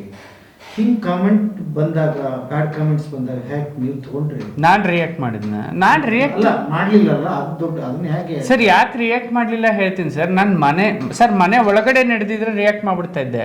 ಇದು ಮನೆಯಿಂದ ಹೊರಗೆ ನಡೆದಿದೆ. ನಾನು ಸಮಾಜದಲ್ಲಿ ಒಬ್ಳು ಪಬ್ಲಿಕ್ ಫಿಗರ್ ಆಗಿ ಗುರ್ಸ್ಕೊಬೇಕು ಅಂತ ಹೇಳಿ ನನ್ನ ಹೆಂಡ್ತಿನ ನಾನು ಬಿಲ್ಡ್ ಮಾಡಿದವನು. ಸೊ ಶಿ ಈಸ್ ಅ ಪತ್ರಕರ್ತೆ, ಅವಳಿಗೆ ಆ ಕಂಟ್ರೋಲಿಂಗ್ ಕೆಪಾಸಿಟಿ ಇದೆ. ಬಟ್ ಅವಳು ದಿನ ಬೆಳಗ್ಗೆ ಸೋಷಿಯಲ್ ಮೀಡಿಯಾ ನೋಡೋಳು, ಕಾಮೆಂಟ್ ಸೆಕ್ಷನ್. ನನಗೆ ಅದು ಇಷ್ಟ ಆಗ್ತಿರ್ಲಿಲ್ಲ, which I don't like it. Especially ನಾನು ಅವಳಿಗೆ 2-3 ಸಲ ಬೈದಿದ್ದೀನಿ ಕೂಡ. ಸೋಷಿಯಲ್ ಮೀಡಿಯಾ ಕಾಮೆಂಟ್ಸ್ ತೊಗೊಂಡು ನನ್ನ ಹತ್ರ ಬಂದೇನು ಫೀಡ್ಬ್ಯಾಕ್ ಕೊಡಬೇಡ. ಕಾಮೆಂಟ್ಸ್ ಆರ್ ಕಾಮೆಂಟ್ಸ್, ಕಮೆಂಟ್ ಮಾಡ್ದವನ್ ಬೇರೆ, ಅವ್ನು ಒಳ್ಳೇದು ಮಾಡ್ತಾನ, ಅವ್ನು ಯಾರೋ ಕೆಳಗಡೆ ಕೆಟ್ಟದಾಕಿರ್ತಾನ, ಇವಳ ಪರವಾಗಿ ಯಾರೋ ಇನ್ನೊಬ್ಬ ಕಮೆಂಟ್ ಮಾಡಿರ್ತಾನೆ. ಅದಕ್ಕೆ ನನ್ನ ಹತ್ರ ಟೈಮ್ ಇಲ್ಲ, ನನ್ನ ಸಕ್ಸಸ್ ರೇಟ್ ಬಿದ್ದೋಗುತ್ತೆ. My intention is only to hit 1 million. ನನ್ನ ಸಕ್ಸಸ್ ರೇಟ್ ಬಿದ್ದೋಗುತ್ತೆ, ನೀನು ಡಿಮೋಟಿವೇಟ್ ಆಗ್ತೀಯಾ, ನಿನ್ನ ಸಕ್ಸಸ್ ರೇಟ್ ಬಿದ್ದೋಗುತ್ತೆ. ಕಾಮೆಂಟ್ಸ್ ನೋಡಬೇಡ, ಅದ್ರ ಬದಲು ಆ ಕಮೆಂಟ್ಸ್ ನೋಡೋ ಟೈಮಲ್ಲಿ ಇನ್ನೊಬ್ಬ ರಿಸೋರ್ಸ್ ಪರ್ಸನ್ ರೆಡಿ ಮಾಡು ಅಂತ ಇದನ್ನು. That was my totally intention. ಅವಾಗ ಸ್ಟಾಪ್ ಮಾಡಿದೆ, ನಾನು ಸ್ಟಾಪ್ ಮಾಡಿದೆ. ಈಗ ಒಂದು ವೀರಪ್ಪನ್ ಸ್ಟೋರಿ ಒಂದು 50 ಎಪಿಸೋಡ್ ಆದಮೇಲೆ ಯಾವ ಕಮೆಂಟ್ಸ್ ನೋಡ್ತಾರಲ್ಲ, ಏನು ನೋಡ್ತಾನೆ, ಮಾತಾಡ್ತಾರ ಆಗಲಿ ಬಿಡಿ, ಮತ್ತೆ ಒಳ್ಳೇದು ಮಾತಾಡ್ತಾರೆ, ಕೆಟ್ಟದ್ದು ಮಾತಾಡ್ತಾರೆ, ಒಳ್ಳೇದು ತಗೋಬೇಕು, ಕೆಟ್ಟದ್ದು ತಗೋಬೇಕು, ಕಮೆಂಟ್ಸ್ ಅಲ್ವಾ ಆ ಥರ. ಯಾಕೆ ಒಗ್ಳನ್ನೇ ತಗೋಬೇಕಾ, ಬೈದೆಲ್ಲ ಸ್ವೀಕಾರ ಮಾಡಬಾರ್ದಾ, ಅಥವಾ ಏನಾದ್ರು ತಪ್ಪುಗಳಿದ್ರೆ ಹೇಳ್ತಾರೆ ಅಲ್ವಾ, ಅದು ಅವ್ರಿಗೆ ಅನ್ಸಿದ್ದು ಹೇಳ್ತಾರೆ ಅಲ್ವಾ ಅಂತ ಅಲ್ಲಿಗೆ ಮೈಂಡ್ಸೆಟ್ ಚೇಂಜ್ ಮಾಡಿಕೊಂಡೆ. ಸೊ ಒಟ್ಟಾರೆ ಹಿಂತಿರುಗಿ ನೋಡಿದಾಗ 3,50,000 ಸಬ್ಸ್ಕ್ರೈಬರ್ ಇದ್ದಾರೆ, 4,800 ವಿಡಿಯೋ ಮಾಡಿದ್ದೀರಿ, ಹತ್ತತ್ರ 12 ಕೋಟಿ ವ್ಯೂಸ್ ಹತ್ತತ್ರ ಬಂದಿದ್ದೀರಿ. ಏನು ಅನ್ಸುತ್ತೆ ಇವತ್ತು? ಏನಿಲ್ಲ ಸರ್, ಒಂದು ಚಿಕ್ಕ ಜರ್ನಿ ಅಷ್ಟೇ. ನನಗೇನು ಬಹಳ ದೊಡ್ಡ ಜರ್ನಿ ಅಂತ ಏನು ಅನ್ಸಲ್ಲ. ಯಾಕೆಂದರೆ 3,00,000 is a very small number ಇವತ್ತಿನ ಕಾಂಪಿಟೇಟಿವ್ ವರ್ಲ್ಡಲ್ಲಿ, ಜಗತ್ತಲ್ಲಿ. It is a very small number. But I know dam sure definitely ನಾನು 1 million ಕ್ರಾಸ್ ಮಾಡೇ ಮಾಡ್ತೀನಿ. ಆಮೇಲೆ ಏನು ಮುಂದಕ್ಕೋ ಗೊತ್ತಿಲ್ಲ, ಬಟ್ ಮಾಡ್ತೀವಿ. ಅಲ್ಲಿವರೆಗೂ ಒಂದು ಸಹನೆ, ತಾಳ್ಮೆ, ಪೇಷನ್ಸು ಎಲ್ಲವೂ ಇರಬೇಕು. ಆಮೇಲೆ ಇತ್ತೀಚೆಗೆ ಸಸ್ಟೈನಬಿಲಿಟಿ ಅನ್ನೋದು ಕಷ್ಟ ಆಗಿಬಿಟ್ಟಿದೆ ಯೂಟ್ಯೂಬರ್ಸ್ಗೆ. ಯೂಟ್ಯೂಬರ್ಸ್ ಕ್ರಿಯೇಟರ್ಸ್ ಸಂಖ್ಯೆ ಕೂಡ ಜಾಸ್ತಿ ಆಗ್ತಾ ಇದೆ ದಿನೇ ದಿನೇ. ಇವತ್ತು ಸ್ಟೋರಿಗಳನ್ನ ಹುಡುಕಬೇಕಲ್ಲ, ಇವತ್ತು ನಾನು ಮಾಡಿದ್ದನ್ನ ಯಾರೋ ಹೋಗಿ ಮಾಡೋದು ಇಟ್ಸ್ ವೆರಿ ಈಸಿ. ಬಟ್ ಹೊಸ ಸ್ಟೋರಿನ ಹುಡುಕಿ ತಂದು ಎತ್ತಿ ಜನಕ್ಕೆ ತೋರಿಸೋದಿದ್ರೆ it's a very hard task. Because ಇವತ್ತು ನಾವು ಮಾಡೋ ಟೈಮಲ್ಲಿ ಹಳ್ಳಿಯಲ್ಲಿ ಯೂಟ್ಯೂಬರ್ಸ್ ಇರಲಿಲ್ಲ, ಹಳ್ಳಿಯಲ್ಲಿ ಕಾಂಟೆಂಟ್ ಕ್ರಿಯೇಟರ್ಸ್ ಇರಲಿಲ್ಲ, ತಾಲೂಕು ಲೆವೆಲಲ್ಲಿ ಇರಲಿಲ್ಲ. ಇವತ್ತು ಹಳ್ಳಿಯಿಂದ ಹಿಡ್ಕೊಂಡು, ಹೋಬಳಿಯಿಂದ ಹಿಡ್ಕೊಂಡು, ತಾಲೂಕಿಂದ ಹಿಡ್ಕೊಂಡು ಜಿಲ್ಲೆ ಮಟ್ಟದವರೆಗೂ ಕಾಂಟೆಂಟ್ ಕ್ರಿಯೇಟರ್ಸ್ ಇದ್ದಾರೆ. ಪ್ರತಿ ಮನೆಯಲ್ಲೂ ಕಾಂಟೆಂಟ್ ಕ್ರಿಯೇಟರ್ಸ್ ಉಟ್ಕೊಬಿಟ್ಟಿದ್ದಾರೆ ಇವತ್ತು. ಸೊ ಹೀಗಾಗಿದೆ. ಸೊ ಕಾಂಪಿಟೇಟಿವ್ ವರ್ಲ್ಡ್ ತುಂಬ ರಶಲ್ಲಿ ಹೋಗ್ತಾ ಇದೆ. ಅದ್ರ ಮಧ್ಯೆ ನನ್ನ ಬಿಸ್ನೆಸ್ ಪ್ಲ್ಯಾನ್ಸ್ ಕೂಡ ಇದೆ. ಸೊ ನಾನು ಒಂದು ಕಂಪ್ನಿಗೆ CEO ಕೂಡ ಈಗಲೂ ಇದ್ದೀನಿ. ಸೊ ನನಗೆ ಆದಂಥ ಒಂದು ವ್ಯವಹಾರ ಇದೆ. ಸೊ ಅದ್ರ ಜೊತೆಯಲ್ಲಿ ಇಷ್ಟೆಲ್ಲ ಮ್ಯಾನೇಜ್ಮೆಂಟ್ ಮಾಡಿಕೊಂಡು ಡಿಜಿಟಲ್ ಮಾಧ್ಯಮ, ಕನ್ನಡ ಪಾಡ್ಕ್ಯಾಸ್ಟ್, ನಂದಿನಿ ವ್ಲಾಗ್ಸ್, ಅದ್ರ ಜೊತೆಗೆ ಇನ್ನು ಮುಂದೆ ಹೊಸದಾಗಿ ಕನ್ನಡ ಶಾರ್ಟ್ಸ್ ಅಂತ ಒಂದು ಮಾಡ್ತಿದ್ದೀವಿ. ಅದು ಬರೀ ಶಾರ್ಟ್ ಇದ್ದಂಗೆ ಇರುತ್ತೆ. ಶಾರ್ಟ್ ಹೆಂಗೆ ನೀವು ಬಾಯಿಗೆ ಹಾಕೋತಿರಲ್ಲ ಒಂದು ಚಾಕ್ಲೇಟ್, ಆ ಥರ. ಸೊ ತುಂಬ ಬರ್ತಿದೆ ಸರ್. ಅದು ಒಂದು ಒಳ್ಳೆ ಪ್ರಾಜೆಕ್ಟು, ಡ್ರೀಮ್ ಪ್ರಾಜೆಕ್ಟ್ ನನಗದು. ಅದನ್ನು ಸದ್ಯದಲ್ಲೇ ಮಾಡ್ತೀನಿ, ಸ್ಟಾರ್ಟ್ ಮಾಡ್ತೀನಿ. ಆಗಲಿ ಸರ್, ನಿಮ್ಮಿಬ್ಬರಿಗೆ ಒಳ್ಳೇದಾಗಲಿ, ಇನ್ನೂ ಹೆಚ್ಚು ಸಬ್ಸ್ಕ್ರೈಬರ್ ಬರಲಿ. ಯಾಕಂದ್ರೆ ಇಂಥ ಚಾನಲ್ಗಳಿಗೆ ಬರಬೇಕು, ಮಾಡ್ಬೇಕಂದ್ರೆ ಬೇಕಾದಷ್ಟು ಬೇರೆ ಬೇರೆ ದಾರಿಗಳಿದೆ. ನೀವು ಯೂಸೇ ತರಬೇಕು ಅನ್ನೋದಾದ್ರೆ ಹೌದು. ಬಟ್ ಆರ್ಗ್ಯಾನಿಕ್ ಆಗಿ ಮಾಡ್ತಾ ಇದ್ದೀರಿ, ಅವರು ಆರ್ಗ್ಯಾನಿಕ್ ಬರಲಿ ಅಂತ ಆಸೆ ಪಡ್ತಾ ಇದ್ದೀರಿ. ಆಮೇಲೆ 600, 700, 1000 ಕಿಲೋಮೀಟರ್ ಹೋದಾಗ್ಲೂ ಕೂಡ ಎಷ್ಟು ವ್ಯೂಸ್ ಬರುತ್ತಂತೆ ನೀವು ಮಾಡಿದ್ದಿಲ್ಲ. ಒಂದು ದಾಖಲೆ ಆಗಿಬಿಡಲಿ, ನಮ್ಮ ಕನ್ನಡ ನಾಡು, ನಮ್ಮ ಸಂಸ್ಕೃತಿ ಅನ್ನೋ ಉದ್ದೇಶದಿಂದ ಈ ಡಿಜಿಟಲ್ ಮಾಧ್ಯಮ ಕೆಲಸ ಮಾಡ್ತಾ ಇದೆ. ಇನ್ನು ಮುಂದಕ್ಕೆ ಎತ್ತರವಾಗಿ ಬೆಳೀಲಿ. ನಾವಂತೂ ಸದಾಕಾಲ ನಿಮ್ಮ ಜೊತೆಗೆ ಬದುಕಿನ ಬುತ್ತಿ ಯಾವಾಗಲೂ ಇರುತ್ತೆ. ಸೊ ಬೆಳಿಗ್ಗೆ 8 ಗಂಟೆಗೆ ಶುರುವಾಗಿ ಈಗ 10 ಗಂಟೆ ಆಗಿದೆ. ನಿರಂತರವಾಗಿ ನಾವು 14 ಗಂಟೆಗಳ ಶೂಟಿಂಗನ್ನು ಮಾಡಿದ್ದೀವಿ ನಿಮ್ಮದು. ಬಟ್ ಇನ್ನೂ ನನಗೆ ಅರ್ಧ ಕತೆ ಆಗಿದೆ, ಯಾಕಂದ್ರೆ ಕಂಪ್ಲೀಟ್ ನಾನು ಕೇಳೋಕ್ಕಾಗಿಲ್ಲ. ಇನ್ನೊಂದ್ಸಲ ಮತ್ತೆ ಸೇರೋಣ, ಇನ್ನೊಂದಿಷ್ಟು ಮತ್ತೆ ಮಾತಾಡೋಣ. ಯಾಕಂದ್ರೆ ಇದು ಎಲ್ಲ ಬರೀ ನಿಮ್ಮದು ಮಾತಾಡ್ತಾ ಬೇರೆದವರಿಗೆ, ಹೊಸಬರಿಗೆ ಏನನ್ನ ದಾಟಿಸಿದ್ದೀರಿ ನೀವು. ಅವ್ರು ಕಲಿಯುವಂಥದ್ದು ಬೇಕಾದಷ್ಟು ಇತ್ತು ಇದರಲ್ಲಿ. ಒಬ್ಬರು ಸ್ಟ್ರಗಲ್ ಹೇಗಿರುತ್ತೆ, ಎಲ್ಲರೂ ಭಾಳ ವಿಡಿಯೋ ನೋಡಿರ್ತಾರೆ ಅಷ್ಟೇ, ತೆರೆ ಹಿಂದಿನ ಕಥೆಗಳು ಯಾರಿಗೂ ಗೊತ್ತಾಗಿರಲ್ಲ. ಬಟ್ ನೀವು ಮೊದಲೇ ಸಾರಿ ಅದು ಬೇಕಾದಷ್ಟು ಜನ ಕೇಳಿದ್ರು ಕೂಡ ಬದುಕಿನ ಬುತ್ತಿಗೆ ಅವಕಾಶ ಮಾಡಿಕೊಟ್ಟಿದ್ದಕ್ಕೆ ನಿಮ್ಮಿಬ್ಬರಿಗೆ ದಂಪತಿಗಳು ಬಂಧಿಸ್ತಾ ನನ್ನ ಈ ಅಲ್ಪ ವಿರಾಮ ಇಲ್ಲಿಗೆ ಅಂತ ಹೇಳೋಣ. ಮತ್ತೆ ಮುಂದುವರಿಯೋಣ.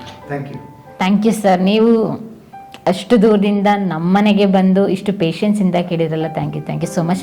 ನಿಮ್ಮ ಪೇಷನ್ಸ್ ಲೆವೆಲ್ ನೋಡಿ ನನಗೆ ತುಂಬ ಸಿಕ್ಕಾಪಟ್ಟೆ ಇನ್ಸ್ಪೈರ್ ಆಗುತ್ತೆ. ಯಾಕೆಂದರೆ ಈ ವಯಸ್ಸಲ್ಲಿ ಇಷ್ಟು ತಾಳ್ಮೆಯಿಂದ ಕುತ್ಕೊಂಡಿದ್ದೀರಲ್ಲ, ನಿಜವಾಗ್ಲೂ ಗ್ರೇಟು.